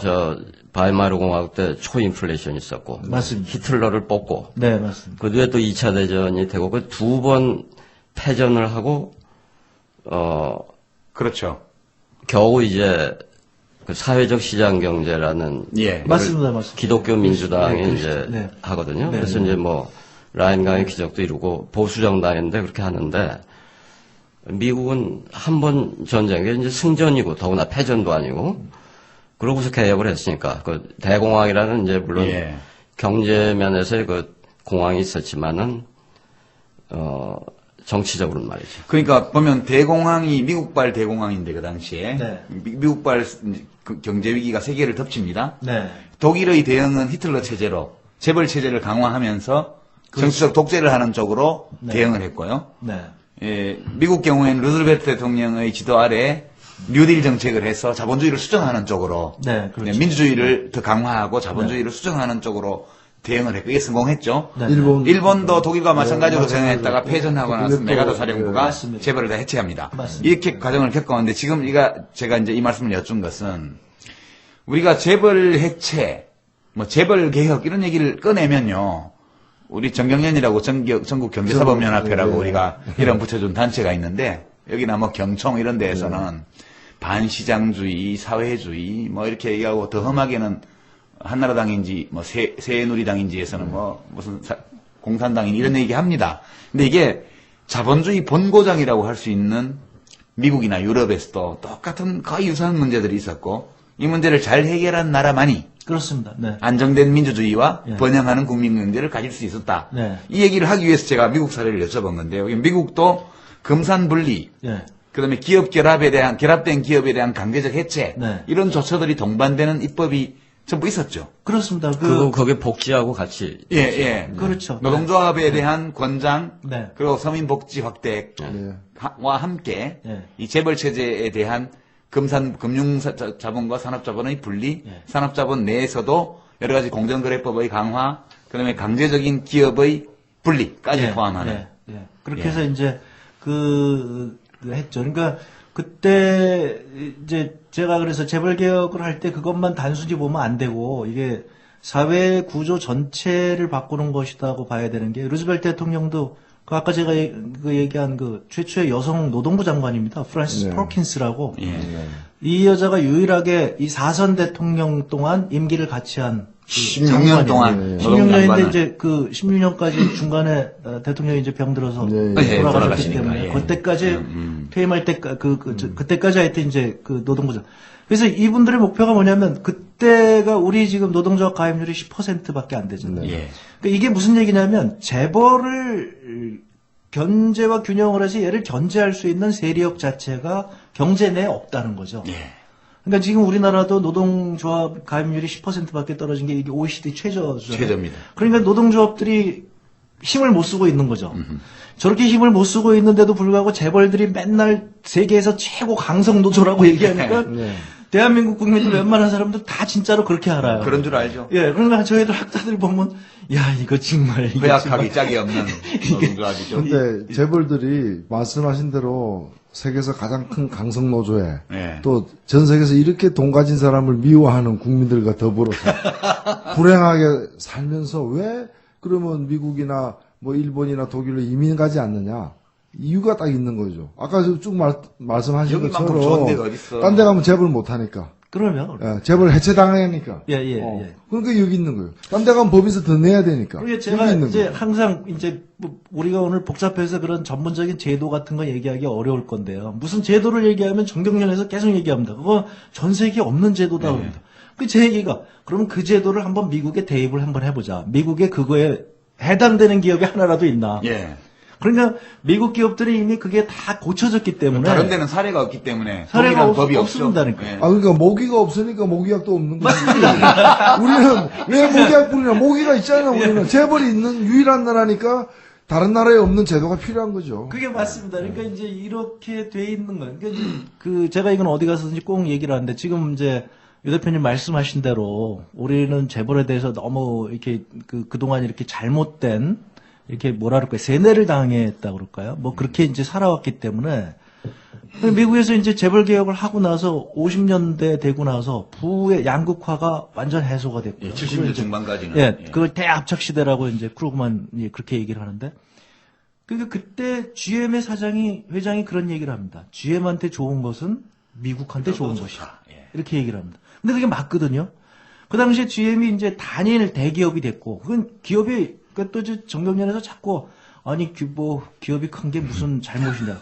이게 전혀 딴 얘기를 하는 거거든요. 누가 그 얘기 했는데. 그 당시에 GM이라고 하는 게 세계 최고의 거대 대기업이 됐는데, 이 대기업이 민주적으로 운영되고, 예. 지금 한국의 이런 재벌들처럼 이상한 짓 안 하고, 그러면서 그 GM이 돈을 벌면 노동자들한테 그대로 과실이 가고, 소비자한테 과실이 가고, 바로 이것이 주주들한테 가고. 저는 네. 이것 때문에 사실은 미국이 초강대국이 됐다는 거죠.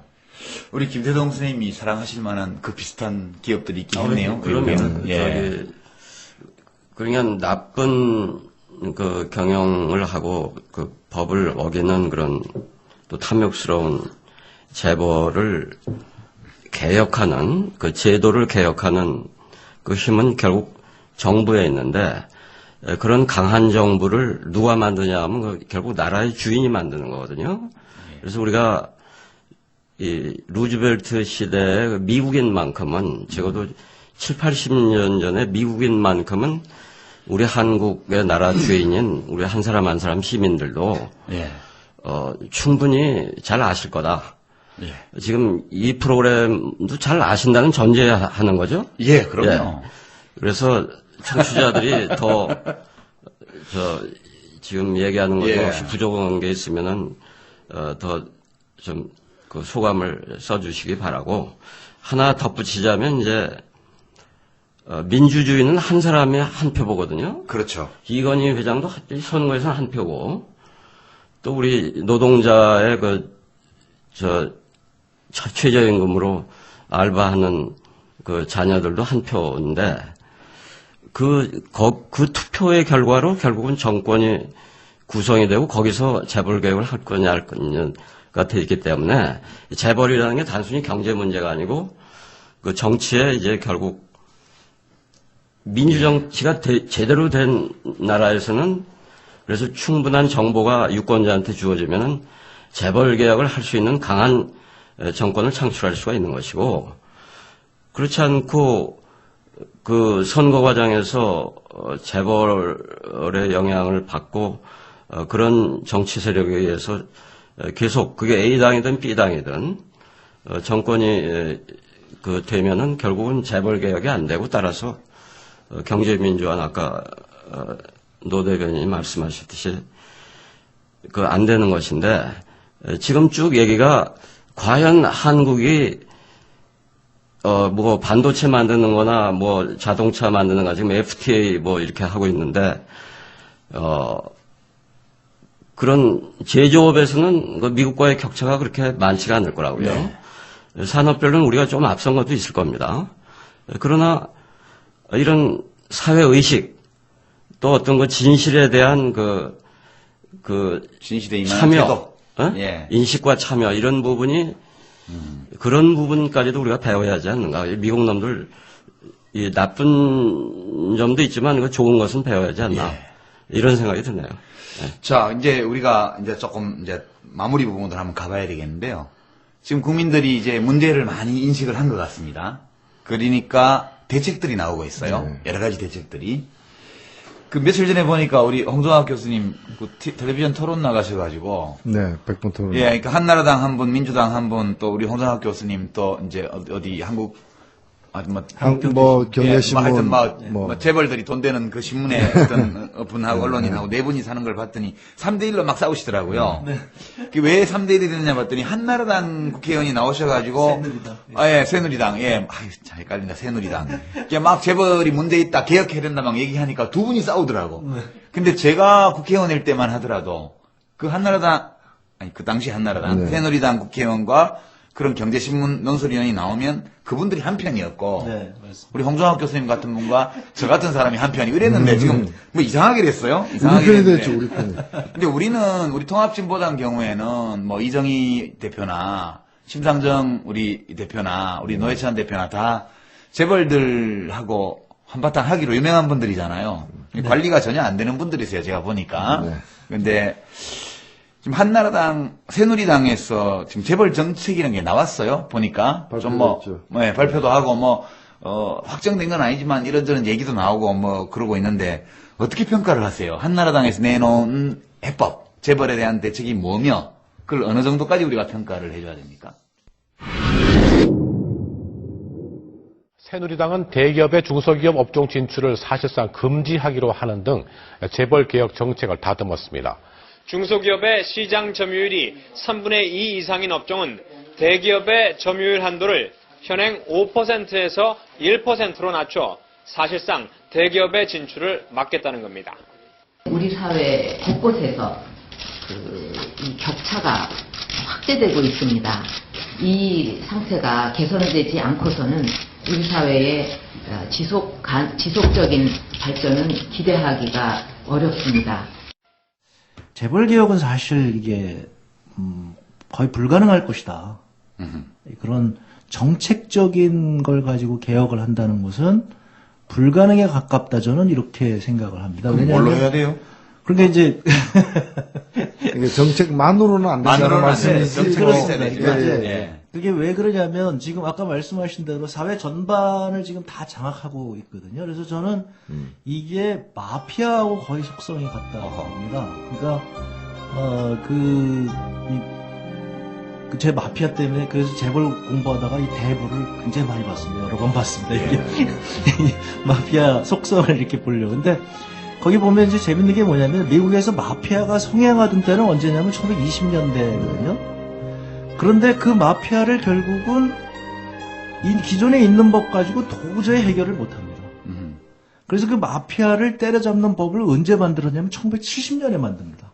아유, 그렇게 늦게요? 네, 그렇습니다. 이게 마피아, 왜냐하면 정치인들이 다 마피아한테 장악당하고 있으니까. 돈도 받고 위협도 당하고. 마피아가 청문회에 서기 시작하는 그때. 미국의 경우에는 재벌 개혁이 미국의 마피아 개혁보다 쉬웠다, 덜 어려웠다. 그런 말도 돼요. 근데 이제 그 미국의 재벌 개혁이 가능했던 건 뭐냐면 대공황이라고 하는 거의 비상 상황. 비상 상황에서 이제 가능했던 거고요. 근데 사실은 우리도 IMF 사태 때 하나의 좋은 기회였는데 저희는 그때 김대중 정부에 대해서 요즘 평가는 어떠냐면 저희 학자들도 아는 게 없었어요. 어떻게 개혁을 해야 되는지 의지도 중요하지만 사실 개혁의 방향도 중요한데 이게 이제 거의 안 돼서 그렇게 됐는데 하여튼 이제 이 마피아를 그렇게까지 해결하는데 70년도에 만들어졌는데 그 이후에는 사실상 마피아가 거의 이제 체포되지 않죠. 이미 그 전에 이제 마피아들은 다 체포됐다가 그냥 요즘 아까 말씀하시기를 3년형에 5년 집행유예 그게 이제 공식처럼 아마 미국의 마피아들도 되게 그렇게 해서 다 풀려 나오는 이런 상황이죠. 지금 그런 상황이기 때문에 한국에서도 우리가 어떤 법을 만들어서 재벌 개혁을 한다. 이것은 사실상 굉장히 어렵다. 예를 들면 법만 가지고는 힘들 것이다. 그렇습니다. 이것은 끊임없이 법을 바꾸려고도 하고 또 이제 그 법 하에서 또 새로운 길을 또 찾아내기도 하고. 가만히 있어봐. 좀 아주 중요한 말씀 같은데 우리처럼 정치하는 사람들은 법으로 해결하는 경향이 있는데요. 그것만으로는 잘 안 될 거다. 그러면 쉽지 않습니다. 왜냐하면 그것만 가지고 안 되는 이유가 삼천교육대. 아까 말씀드린 대로 저 의원님들도 상당히 많은 수가 관리 대상이라 관리되고 있다는 말이죠. 그러니까 관리되고 있다고 봐야죠. 그러니까 지금 불행한 사람 빼고. 그다음에 지금 이제 이렇게 재벌 개혁 법안들이 이렇게 쭉 나오지 않습니까? 그럼 그때서부터는 이제 재벌들이 더 본격적으로 하겠죠. 이제 할 거기 때문에 그러니까 예를 들면 이런 겁니다. 지금 이제 가장 많은 논란이 됐던 출자총액 제한제도 있지 않습니까?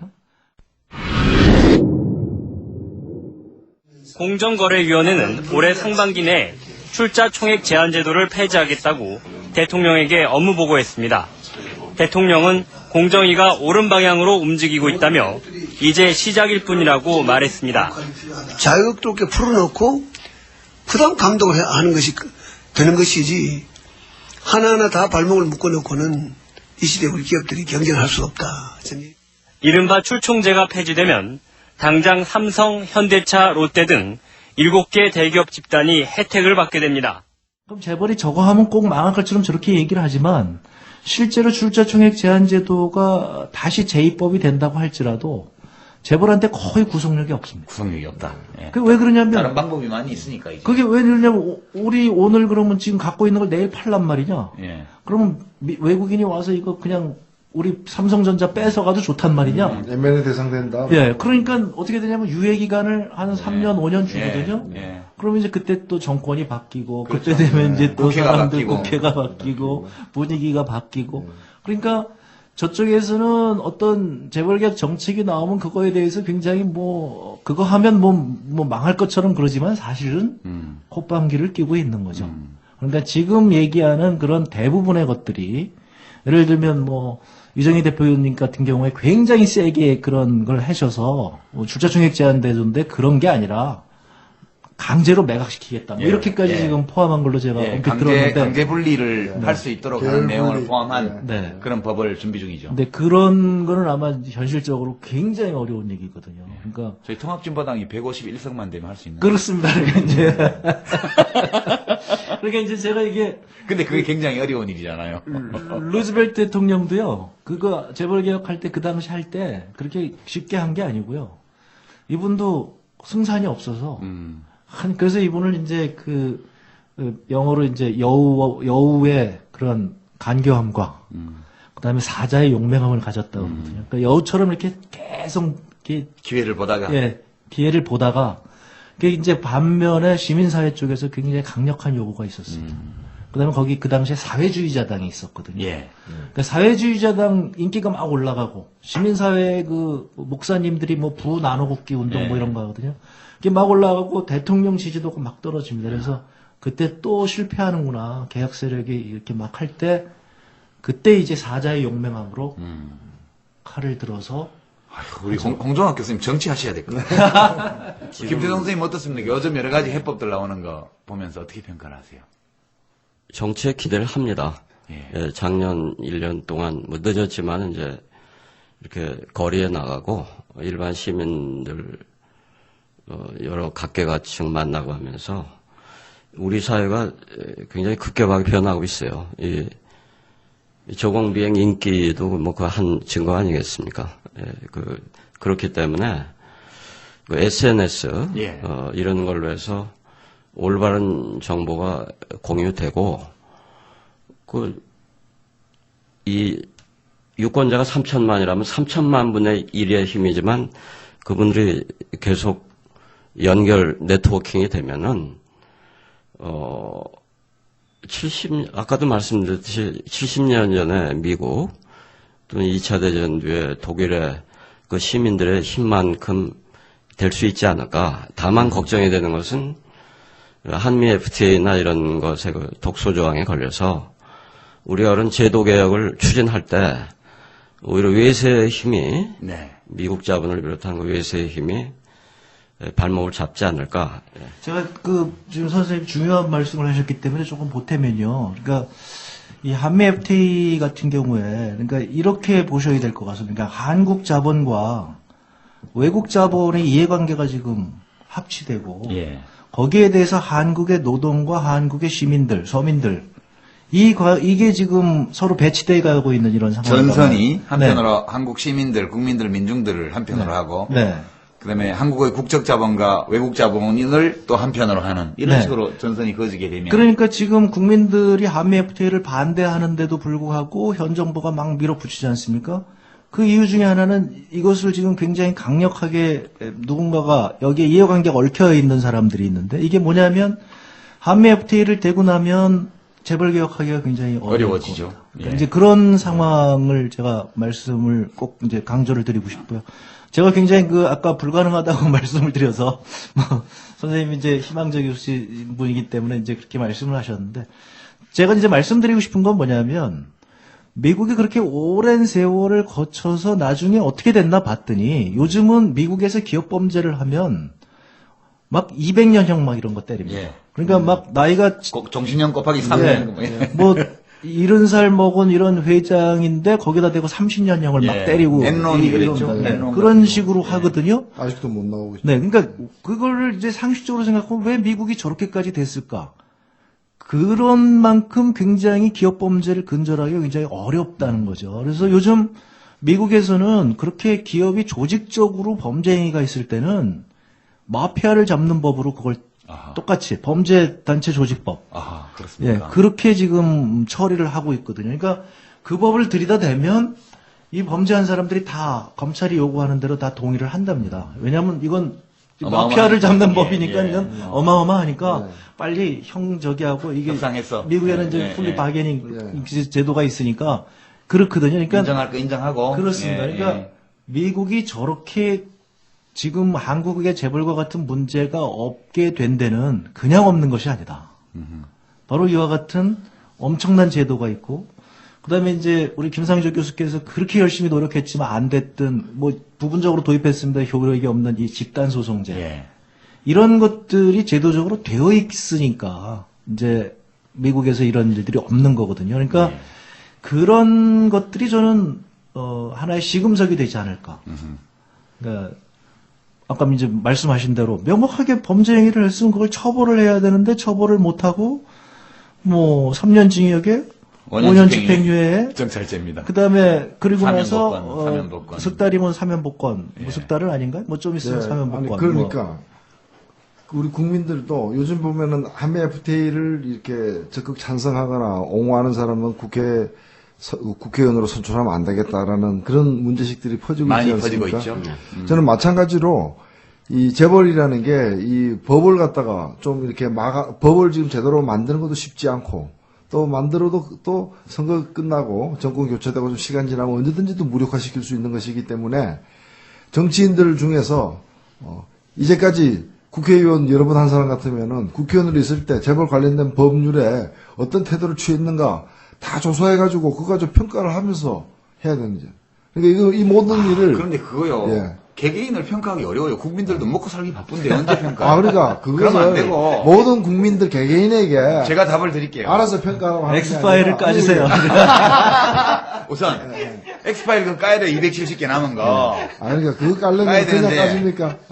이렇게 봅시다. 지금 이제 우리가 더 세부적인 데는 안 들어갑니다. 우선 보면 지금 한나라당에서는 소위 출자 총액 뭐 제한제도 부활 이래서 이제 재벌 기업들이 이제 계열사 막 늘리는 거를 조금 방해하는 그런 정도를 얘기를 하고 있습니다. 근데 그거는 지금 그렇게 안 해요, 요새는. 일감 몰아주기 형식으로 새로운 회사 설립해 놓고 자본금 조금 주고 그걸로 이제 뭐 증여세 내고 그런 다음에 합법적으로 다 해서 일감 몰아줘서 그냥 다 주는 거거든요. 네. 그렇게 나니까 그거 막기 위해서는 이 일감 몰아주기에 대한 공정거래법 상의 규제 조처를 강화하고 처벌을 세게 하고 그럼에도 불구하고 나가는 경우에는 증여로 간주해서 세금을 때린다든가 이런 게 지금 나와 있죠. 네. 민주당의 안들을 보면 대개 구조는 그냥 놔두더라도 이 경제력 남용을 방지하는 쪽으로 많이 대책들이 가 있습니다. 필요하다고 보고요. 네. 다만 저희 당은 이 방송이 자꾸 이제 통합진보당 광고한다고 어떤 분은 짜증내시던데요. 댓글도 올라오고 합니다. 근데 우리도 먹고 살아야 되잖아요. 이거 지금 무료로 하는 방송인데 이거 한 번 할 때마다 저희 한 돈 100만 원 들거든요. 저희 당도 힘들어요. 돈 때문만이 아니라. 돈 때문만이 아니라 정치인은 자기 소속된 이런 얘기를 하고 싶은 거죠. 정당의 뜻을 표현해. 과거에 보면 이제 지금 통합진보당에서 낸 안은 구조를 바꾸는 것까지 포함되어 있습니다. 예를 들어서 삼성 같으면 지금 정점에 삼성생명이 있지 않습니까? 네. 삼성생명이 삼성전자를 지배하고 있는데 지분이 보면 이건희 회장이 자연인으로서 1등이고 네. 그보다 조금 적게 이제 삼성전자가 2등이고 삼성전자는 이재용 씨가 지배하고 또 맞습니다. 네. 이렇게 해서 금융기업과 산업자본이 결합해 있으면서 전체 삼성왕국을 통괄하고 있으니까 일단 두 개로 쪼개자. 금융하고 산업하고 네네. 이렇게 해서 원래 삼성전자가 지분율이 1등이면 삼성생명의 삼성전자 지분이 제일 많으면 못 가지게 돼 있어 팔아야 돼요. 네네. 근데 지금 2등이기 때문에 남아 있는 거니까 법인 중에 1등이라도 못 가지게 하는 이런 간단한 조항 하나 바꾸는 걸로 네. 일단 금융 쪽과 산업자본 쪽을 삼성그룹 내에서 분리할 수 있다. 이런 식으로 세세하게 네. 지금 이제 이 10대 재벌을 훨씬 더 많은 숫자의 독립된 건강한 기업으로 바꿀 수 있는 그런 조처들을 준비를 하고 있고, 네. 그다음에 필요에 따라서는 산업자본 내에서도 결합된 기업을 강제로 흩어놓을 수 있는 네. 이런 것까지 포함한 이제 입법을 준비 중입니다. 저희 네. 당의 당론으로 내놨고, 네. 그렇긴 한데 이것보다 더 중요한 게요. 제 생각에는 국회의원 개개인, 정치인 개개인이 재벌 정책을 어떻게 표방했는지 알아보기 어려워요. 당으로 통째로 보자고요. 보면 과거 쭉 오랜 세월 동안 저 새누리당은 한나라당이 중대선거가 있을 때는 탑차에 돈 실어서 트럭대로 지하실로 넣어준 당이고요. 네. 민주당은 김대중 대통령 때도 그렇고 노무현 대통령 때도 그렇고 그렇게 차떼기로는 안 주지만 사과박스 정도로는 돈을 또 보험 들듯이 좀씩 줬단 말이죠. 한 10분의 1 수준으로. 나중에 2002년 대선 자금 밝혀진 거 보면 재벌들한테 온 돈이 한나라당, 그 당시 한나라당은 밝혀진 것만 한 830억. 민주당 쪽은 한 100억. 그래서 한 8분의 1 정도 이렇게 됐단 말이죠. 근데 지금까지 교사 공무원들 후원금 받아서 잡혀간 사람은 있어도 통합진보당, 진보정당은 재벌 돈 와서 문제된 경우는 없잖아요. 이게 이 경우는 확실하게 통합진보당만큼은 관리 안 되는 정당이다, 재벌들에 의해서. 이 점은 저희가 분명히 말씀드릴 수 있을 것 같아요. 그 별로 좋은 거 아닙니다. 그렇게 그래서 관리 안 되는 사람들을 많이 만들면 되는 거죠. 재벌은 엘리트만 관리합니다. 국회에서 재벌들의 앞잡이, 좀 쉽게 얘기하면 옛날식으로 얘기하면 간첩이죠. 네. 그것만 속관해도 또 그런 사람들이 많이 들어가 있는 정당이 의석 점유율만 낮춰도 훨씬 재벌에 대해서 원칙적이고 강력한 그런 입법 활동들이, 정책 활동들이 가능해지는 거죠. 맞습니다. 그러니까 저는 지금 여태까지 온 것도 저는 기적이라고 이렇게 얘기를 하는데요. 새누리당까지 막 이렇게 재벌 개혁 얘기를 막 하고 그러는데 지금 현 상태로 가다가는 제가 아까 굉장히 재벌 개혁 어렵다고 그랬는데 또 기적이 일어날 수도 있을 것 같아요. 서로 경쟁적으로 지금 하다 보면 이제 서로 선명성 경쟁을 하고 이렇게 하다 보면 의외로 좋은 결과가 나올 수도 있을 것 같아서 이제 기대가 되고요. 통합진보당의 저는 역할이 굉장히 중요한 것 같습니다. 바로 이렇게 서로 경쟁적으로 할 때 통합진보당에서 이렇게 강력한 이런 대안들을 제시를 해주게 되면 일종의 선도투쟁입니다. 맞습니다. 그러니까 다른 당에서 안 쫓아갈 수가 없는 그러니까 국민들, 그러니까 이제 거기에 또 시민사회가 굉장히 큰 역할을 해줘야 되는 거죠. 국민들이 고통을 느끼고 그걸 시민사회가 재벌 개혁이 지금 꼭 필요하다. 사실 이제 저희가 이제 그런 걸 못 해갖고 안타깝게 여겼는데 요즘 이제 기회가 좋으니까 그렇게 대중의 애들이 느껴서 압력이 있고 그때 이제 통합진보당이 앞에서 끌어주고 그러면은 제가 생각했던 그 기적 같은 일이 또 우리는 너무 이렇게 또 이렇게 역동적인 국가니까 한다면 또 확 하잖아요. 네. 그러니까 노무현 대통령이 이제 탄핵소추 받을 때까지는 위기였는데 그 뒤에 국민들이 다시 살려주신 거 아니에요? 그렇죠. 네. 그래서 그때 열린우리당입니까? 과반이 됐는데 그때도 후계였어요. 그때도 뭐 재벌 개혁을 필요해서 우리 사회에서 필요한 개혁을 하고 양극화를 좀 완화하는 그런 것을 했어야 했는데 이제 시기를 놓쳤고 또 제가 잠시 일했던 98년에도 조금 했습니다. 하나 얘기하자면 대마 불사를 그 신화를 깨트렸죠. 그래서 대우그룹이 부채 순위로 1, 2등을 다퉜는데 결국 좀 늦었지만은 더 98년쯤에 퇴출이 됐다면은 부채가 더 안 늘어난 상태에서 퇴출이 됐을 텐데 1년 반 늦어지는 바람에 부채가 거의 2배가 되고서 이제 퇴출이 됐는데 그래서 공적 자금이 더 많이 투입됐지만 어쨌든 이 오바마 정권 하에서 2008년 미국의 금융위기 그 이후에 미국이 개혁하는 거에 비하면은 98년, 99년에 DJ 정부의 개혁은 그 둘을 비교하면 그래도 낫다. 아까 말씀하신 루즈벨트 개혁보다는 훨씬 못하지만. 그래서 우리가 뭐 정치 세력이 됐든 국민 의식이 됐든 아주 실망할 정도는 아니다. 그래서 그걸 아까도 말씀드렸듯이 이게 굉장히 중요하다는 인식, 우리 한 사람 한 사람의 생활에 중요하고 우리 자식들 생활에 중요하고 우리 남편 생활에 중요하다는 것, 그런 의식을 가지고 가정 전업주부들께서도 그러지 않으시겠지만 일부라도 뭐 재벌을 우상화하는 뭐 드라마 같은 거에 빠지지 마시고 그 시간에 좀 진보 통합당에도 좀 진보당 응원을 해주시고 우리 저공비행도 들어주시고 깔때기를 해주셔서 고맙습니다. 대신 깔때기를 해주시고 이 정도면 뭐 게스트 역할이 아주 훌륭하십니다. 앞으로도 기회 있을 때마다 모셔야 되겠습니다. 자, 우리 재벌개혁. 그러니까 처음부터 우리 홍종학 교수님께서 이것이 단순한 경제 관련 법의 문제만은 아니다. 그리고 좋은 어떤 법 개정 아이디어가 있다고 해서 질 수 있는 일이 아니다. 그래서 미국의 사례나 충분히 말씀해 주셨고요. 우리 김태동 선생님께서는 사실 국민들의 역할을 굉장히 강조를 해 주셨어요. 이제 오늘 재벌개혁 어떻게 할 것인가, 또는 뭐 재벌 문제 어떻게 할 것인가, 이런 포괄적인 주제로 거의 지금 2시간 가까이 지금 가고 있습니다. 이제 정리를 해야 될 시간인데요. 그 직전에 한 가지. 이제 그런데 정리하기 전에 우리 저공비행은 이제 쌍발기 작은 비행기를 이제 3사람이나 4사람이 타고 저가 주로 운전을 하고 다른 분들이 이제 표적에 기총소사를 하는 게 우리 기본적인 방식인데 오늘 좀 분이 덜 풀렸다, 몇 군데 더 갈겨야 되겠다, 이게 남은 게 있을 수 있어요. 우리 노회찬 대변인부터. 아까 이제 법만 가지고 안 된다.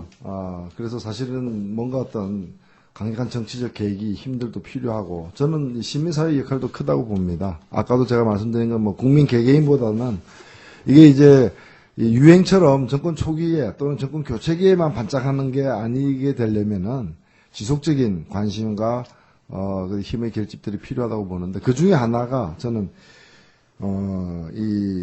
우리 직장인들, 노동자들, 또 노동자들이 모여있는 노동조합의 역할이 크다고 봅니다.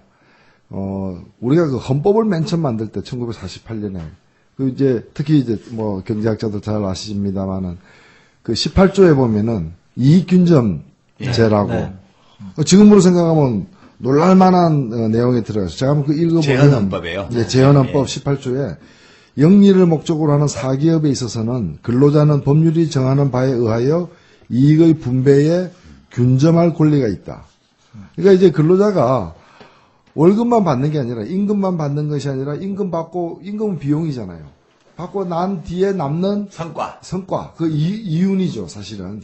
그것을 되게 자본을 투자한 사람들이 가져가 버리는데, 그것을 독점이 아니라 일부라도 일한 사람도 나눠 갖자라는 거예요. 이건 뭐 지금으로 보면 이건 뭐 자본주의 부정하냐? 좌빨이야. 오간당이야. 그렇죠. 그런데 이것이 사실은 헌법에 들어갔습니다. 그러나 끝내 이걸 이행할 수 있는 법률을 만들지 않음으로써 이건 나중에 5.16 나고 나서 폐기되죠. 그렇죠. 그림 속에 떡처럼 있다가 5.16 나면서 폐기됐는데, 제가 말씀드리고 싶은 것은 이게 맨 처음에 어떻게 해서 이게 들어가게 됐느냐? 이거 들어가게 된 게 사실은 한국노총 있죠. 한국노총의 아버지인 대한노총. 대한노총의 삼촌이 뭐 독립촉성 노동연맹인가 하는 게 있습니다. 촉성회. 그게 사실은 이제 한국노총의 전신이라고 봐도 되는데, 거기서 재헌의회, 헌법을 만들고 있으니까 노동계의 요구로 해서 9가지를 제출했는데, 그 중에 1번, 2번이 뭐였느냐? 이 이익균전제하고 또 하나가 노동자의 경영창가였습니다. 특히 이 2가지는 꼭 넣어달라고 했는데, 둘 다 넣으려고 하다가 반발이 있으니까 둘 중에 하나만 넣는 걸 용인하겠다. 당시 자유당 쪽에서. 그래서 둘 중에 하나 넣은 게 이걸 넣은 거예요. 사실은. 근데 저는 당시 대한노총이면 우익노조 아닙니까? 우익노동운동 하던 사람, 빨갱이 때려잡자, 이렇게 하면서 노동조합 만들었던 사람들인데, 이런 사람들의 요구가 이익균점제, 그리고 노동자의 경영창가라는 말이죠.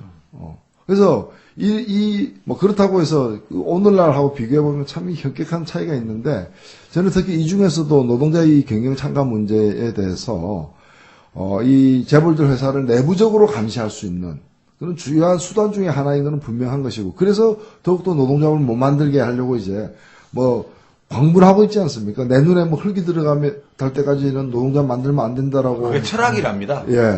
근데 그분은 돌아가셨잖아요. 흙 들어갔어요. 들어갔잖아요. 근데 아직도 못 만들게 하고 있는데, 최근에 그 국민은행을 보니까, 국민은행 우리 사주 예. 국민은행 이제 그 직원들이 우리사주조합을 만들어가지고 거기서 전체 국민은행의 0.91%를 가지고 있더라고요. 그러니까 1%도 안 됩니다. 그런데 네 번째 주주래요. 대주주. 예. 네 번째 대주주.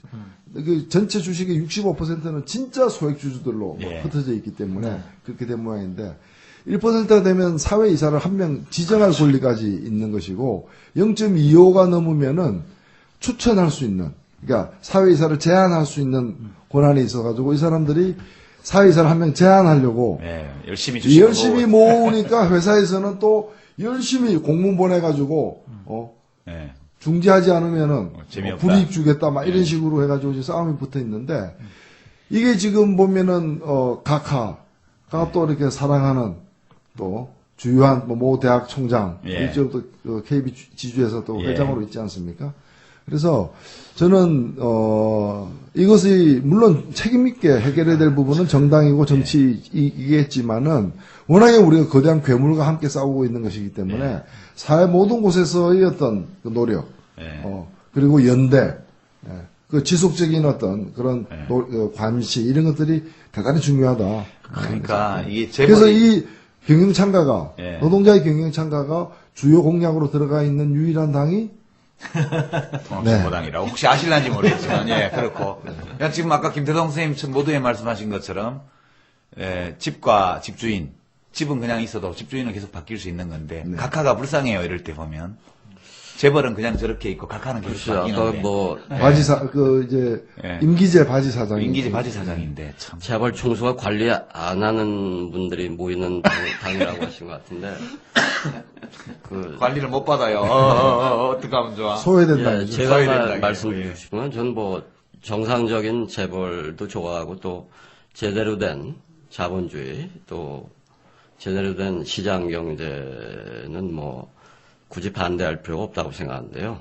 이 우리나라는 재벌 때문에 가짜 자본주의를 한다.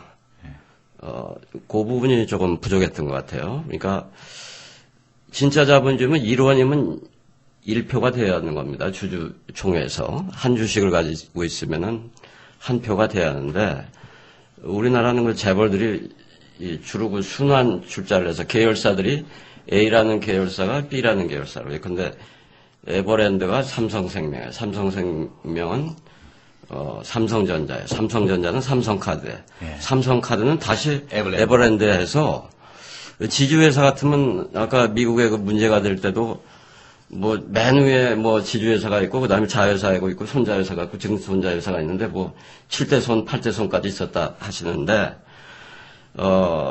우리는 그 지주회사가 나쁘지만 그래도 기존의 그 재벌보다는 덜 나쁘다 해서 이제 DJ 정부에서 열어줬죠. 그걸 열어줬어요. 원래는 그게 금지돼 있었는데.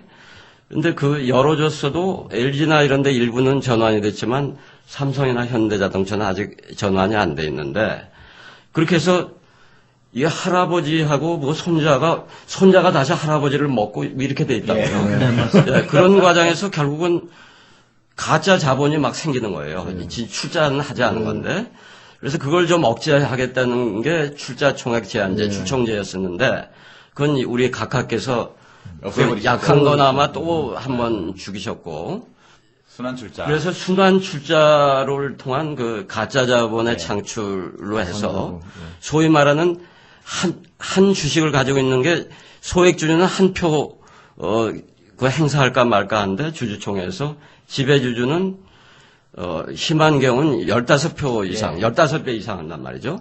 그러니까 축구 경기가 A팀, B팀인데 재벌팀이 있고 소액주주팀이 있는데 재벌 총수팀이 있고 재벌 총수가 하나 턱 차면은 15점이에요. 15골 들어간 걸로 되고 15점이에요. 이쪽 노동자 팀이나 소액주주 팀이 차면 한 골 들어간 걸로 칠 때도 있고 근데 심판이 불공평하기 때문에 한 골, 그걸 노골로 할 때도 있고 말이죠. 그런 축구라면 게임이 아니잖아요. 이 시장 경제는 공정한 그 게임을 해야 하는 건데 아주 불공정한 게임을 하고 있다. 그래서 그 가공자본이 창출되고 가짜 자본주의를 하는 이것은 결국 재벌한테도 좋지가 않습니다. 왜냐하면 제대로 된 경쟁이 아니기 때문에 거기서 진정한 경쟁력이 국내외 경쟁력이 나오지 않기 때문에 그래서 어느 당이 됐든 총액 출자 제한제로 묶는 것보다는 그게 해당되는데 뭐 순자산의 뭐 30%다, 40%다면 해당되는 재벌도 많지가 않으니까 좀 더 근원적으로 통합진보당이 주장하듯이 주장하시는 거죠. 일체 순환 출자를 순환 출자 금지해야 된다. 금지해야 한다. 왜냐하면 그 말이 순환 출자지 지금 가공 공정거래법에 출자죠. 수십 년 가공 그 출자. 되고 있는 상호 출자. 그렇죠. 서로 맞바꾸는 그 상호 출자하고 본질적으로 같은 거거든요. 본질적으로는 같은 거죠. 주머니가 둘이 있는데 서로 바꾸는 거나 주머니가 3개, 4개 치고 이렇게 돌려가는 거나. A라는 주머니, B라는 주머니, C라는 주머니 해서 이렇게 바꾸는 거나 다 똑같은 건데 그래서 그 부분이 일단 최소한 재벌의 양보를 받아내야죠. 당신들 가짜 자본주의를 할 거냐, 진짜 자본주의를 할 거냐. 예. 불공정한 시장 경제를 할 거냐, 공정한 시장 경제를 할 거냐, 그 문제로 해서 불공정하고 가짜 자본주의를 하는 재벌 총수들을 존경할 수는 없잖아요. 우리가 자본주의를 구하기 위해서 재벌들과 이렇게 힘들게 싸워야 돼요. 맞습니다. 이게 헌정 질서를 물랑케 하는 그러니까요. 반국가 단체들이 반자본주의야 이거. 반체제 인사들이고. 자, 우리가 자본주의를 지키기 위해서 이렇게 마치 말이에요. 이 좌파가 예비군 통지서 돌리는 거하고 비슷해요. 자기들이 예비군 통지서는 자기들이 돌려야 그러니까 이게 되니까. 진짜냐 가짜냐의 문제고 상식이냐 비상식의 문제의 문제지. 예. 이게 뭐 좌파냐 우파냐의 문제가 문제가 아니고. 아니라. 맞습니다. 예. 네, 맞습니다. 좋습니다. 이제 남은 청화를 다 쓰셨고요. 네. 우리 홍성학 교수님. 저는 이게 마지막으로 제가 맨날 하는 얘기인데요. 이게 어느 정도 심각하냐면요. 아마 대분들 아실 거예요. 우리가 몇 년 전에 두바이 얘기를 엄청 했죠. 그럼요. 두바이처럼 쫓아가자 뭐 이런 얘기를 굉장히 많이 했단 말이죠. 그리고 조금 이제 그거 갖고 안 되니까 무슨 아일랜드 쫓아가자 뭐 이런 얘기만. 근데 지금 와서 보면 두바이도 망했고 아일랜드도 망했잖아요. 예. 제가 너무 한심해서 그때 당시에 그래서 또 그때 공부를 했습니다. 저는 하여튼 두바이에 대해서. 두바이에 대해서도 공부를 했고요. 저도 했어요. 예. 두바이는 바이바이고 이제 뭐. 다른 나라에서는 그럼 도대체 어떤 얘기들을 하고 두바이 얘기를 한국처럼 많이 하는 나라가 있을까 이런 거를 했습니다. 그때 제가 놀라운 걸 알았어요. EU 정상들이 모여서 유럽의 발전 전략을 합의를 본 게 있습니다. 이게 2000년에 리스본에서 모였다 그래서 리스본 전략이라고 하거든요. 지금 세계에서 잘 사는 나라가 미국이 있고 유럽이 있는데 그럼 유럽 정상이 모여서 합의한 전략이라고 한다면 우리가 볼 때 두바이 저 조그만 나라가 저렇게 이상하게 하는 것보다 여기 당연히 봐야 되잖아요. 이 리스본 전략을 아는 분이 없습니다. 우리나라. 제가 그래서 지식인들 만나보면 제 테스트가 그런데 리스본 전략 들어보셨어요? 우리 참여정부 때 그거하고 해밀턴 프로젝트 두 개는 꼭. 네, 하셨죠. 네, 해밀턴 프로젝트 했는데 그럼에도 불구하고 참여정부에 계시는 분들도 리스본 전략 없습니다. 이게 장관회의에서 한 번 들어봤는데. 그러니까요. 그러니까 이게 거의 이렇게 조그맣게 사장돼 있죠. 예, 딱 한 번 보고된 적이 있어요. 맞습니다. 지금도 EU 2020이라고 그래서 리스본 전략이 2000년도에 만들어졌고 2010년도에 다시 유럽의 정상이 모여서 리스본 전략을 다시 한번 성찰해보고 검토해보고 그래서 2020년까지 유럽이 어떻게 나가야 되느냐 EU 2020입니다. 그럼 이거 굉장히 중요한 거잖아요. 그렇죠. 그러면 우리가 지금 이게 인터넷에 들어가 보면 책이 지금 수십 권이 거기 나와 있거든요. 그럼 국책연구소라든가 뭐 이런 데서 얘기를 해야 되는 그거 거 하면 안 아닙니까? 되죠. 두바이 이런 거 해야지. 그런 거 하면 안 됩니다. 각하 밑에서는. 그러니까 제가 국책연구소는 두뇌 그 연구소 싱크탱크가 아니고 네. 마우스 탱크예요. 이런 데 나오라면 아마 여기 섭외하기 힘들 겁니다. 또는 썬크탱크래요. 국가 주책연구소에. 탱크가 다 가라앉아 버렸어. 네. 그러니까 이게 거기 이제 보면요. 저희가 이제 보편적 복지 이런 거 얘기하지 않습니까? 그러니까 이제 현 정부가 했던 그 이상한 성장 정책들 이런 게 EU 2020 보면 그런 거 전혀 안 나오거든요. 예. 거기 보면 성장도 스마트 성장 이렇게 지금 얘기를 하고 있고요. 그 다음에 거기는 그걸 이제 번역을 좀 이상하게 했는데 인클루시브 그로스 이게 이제 보편적 복지를 얘기하는 거란 말이죠. 그러니까 이런 것들이 지금 보편적 복지라든가 이렇게 스마트한 성장이라든가 그러니까 우리 이제 두바이처럼 이렇게 톡원에 때려 넣는 이런 방식이 아닌 이런 것이 전 세계에 표준화되어 있는 얘기인데 그러니까 공감대가 형성이 되어 있는 건데 한국만 완전히 섬이 되어서 이런 중요한 얘기는 알려지지도 않았다. 왜 이렇게 됐을까요? 이게 재벌이 얘기하고 맞지 않기 때문에 그런 예.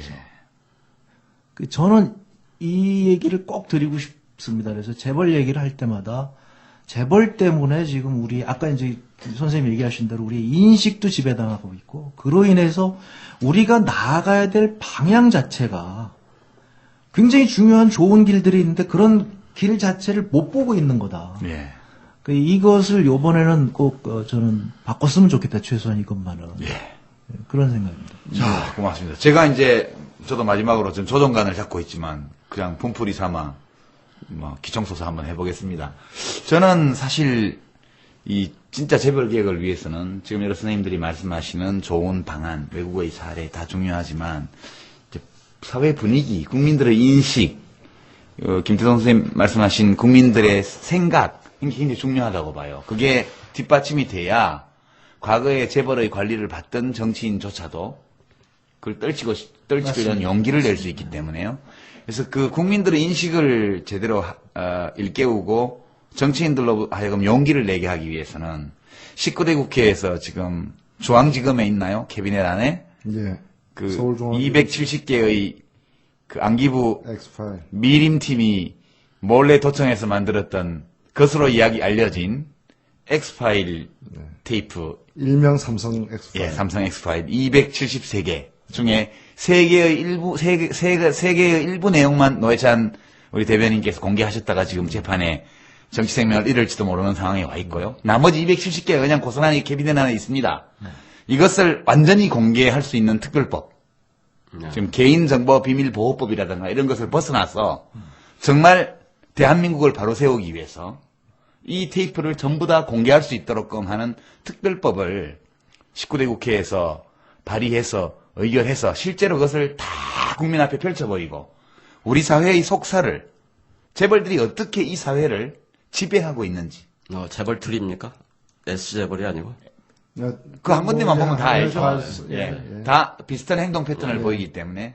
그래서 이 하나의 사례를 보면 우리 사회가 실제로 평등한, 법 앞에만이 평등한 사회가 아니고 돈을 무기로 사회적 특수계급이 모든 헌법기관을 뒤에서 장악하고 관리하고 있는 신종 계급사회임을 알 수 있다. 물론 그렇지 않다는 증거가 나오면 좋겠습니다만 그렇다는 증거가 나올 가능성이 매우 높다고 보고 저는 사실 19대 국회가 반드시 이 특별법을 만들어서 궁금해 죽겠어요. 우리가 어떤 세상에 살고 있는지. 우리가 재벌이 지은 아파트에 살고 아침에 일어나면 재벌 회사가 만든 텔레비전으로 뉴스를 보고 또 그 재벌들하고 한통 속인 신문사가 보내주는 신문을 읽고 그리고 재벌 회사가 만든 버스나 이런 걸 타고 또 출근을 하고 소형차를 타고 출근을 하고 이렇게 아침에 눈 뜨고부터 밤에 잘 때까지 스포츠 경기를 봐도 재벌팀만 나와서 하고 있고 단지 이렇게 현상적으로 드러난 것만이 아니라 우리들의 일상적인 자질구레한 삶뿐만 아니라 우리 대한민국 사회의 골간 핏줄까지 모두가 돈의 지배를 받고 있는 것이 아닌가 하는 이 심각한 불안, 이 실체를 확인하고 그래서 해소할 수 있는 길을 찾기 위해서는 그 270개의 X파일의 공개가 정말 필요하다. 이 생각 오늘 이야기 나누면서 더욱 절실하게 들었습니다. 법만 만들면 사실 됩니다. 이 부분은. 이거는 법만 만들면 그리고 돼요. 국회에 이거는 제가 볼 때 그냥 야당이라서 다 될 문제는 아니고 정말 소신 있는 확실한 사람들을 당을 떠나서라도 많이 국회로 보내면은 가능한 일이 되는 것입니다. 그리고 쓰레기통은 비워야죠. 열어야 됩니다. 열어야 비울 수 있습니다. 쓰레기통 자꾸 열지 않고 놔두면은 다 그래서 이제 업무상 배임, 횡령 이런 것들이 많이 나올 텐데 그런 것을 제대로 처벌할 집행유예나 무죄를 할 게 아니라 그런 판사 검사가 아니라 제대로 현행법이라도 적용할 그 검찰개혁 또 사법부 개혁이 있어야고요. 또 거기 비자금 많이 조성하고 금융실명제 위반하실 텐데 금융실명제라는 게 위반해도 처벌이 없다고요. 그러니까 그 재벌 총수가 됐든 다 그 금융실명제를 위반했으면은 법 앞에 다 똑같이 처벌할 수 있는 그 법의 강화. 금융거래를 그렇게 차명통장 이렇게 해도 처벌이 안 되니까요. 그러니까 그게 무슨 시장개구리예요. 그러니까 그런 사람들 평생 금융 못하게. 자기들은 시장경제 수호신이 아니라 시장경제에 뭐라고 해야 하는지, 그 청취자를 하여튼 괴물이고, 그 재벌 독재고, 재벌 공화국도 아니죠. 재벌 독재죠. 왕국, 재벌 왕국입니다. 자, 오늘 우리 저공비행팀 손님까지 두 분 모셔가지고 자본주의 시장 경제를 지키기 위해서 이 사악한 재벌들과 투쟁하느라고 2시간 동안 더운데 몹시 힘들었습니다. 네. 예, 오늘 우리 김태성 교수님 또 홍정학 교수님 여러 가지 좋은 말씀 감사하고요. 우리 노회찬 대변인께서도 오늘 고생하셨습니다. 네, 재벌들 떨고 있는 소리가 들립니다. 덜덜덜덜덜덜덜덜. 이 비행기 소리가 아니고 지금 재벌 떠는 소리입니다. 네. 자, 이 효과음을 끝으로 오늘 저공비행 제5회 재벌 개혁 어떻게 할 것인가? 또는 이 재벌들을 어떻게 해버려야 할 것인가? 멸종 위기의 재벌, 그들의 미래. 또는 방송을 모두 마치기로 했습니다. 우리 청취자 여러분 많이 들어주시고 이곳에 버텨 주시고 고맙습니다. 다음 주에 뵙겠습니다. 박수 한번 칠까요? 네, 감사합니다.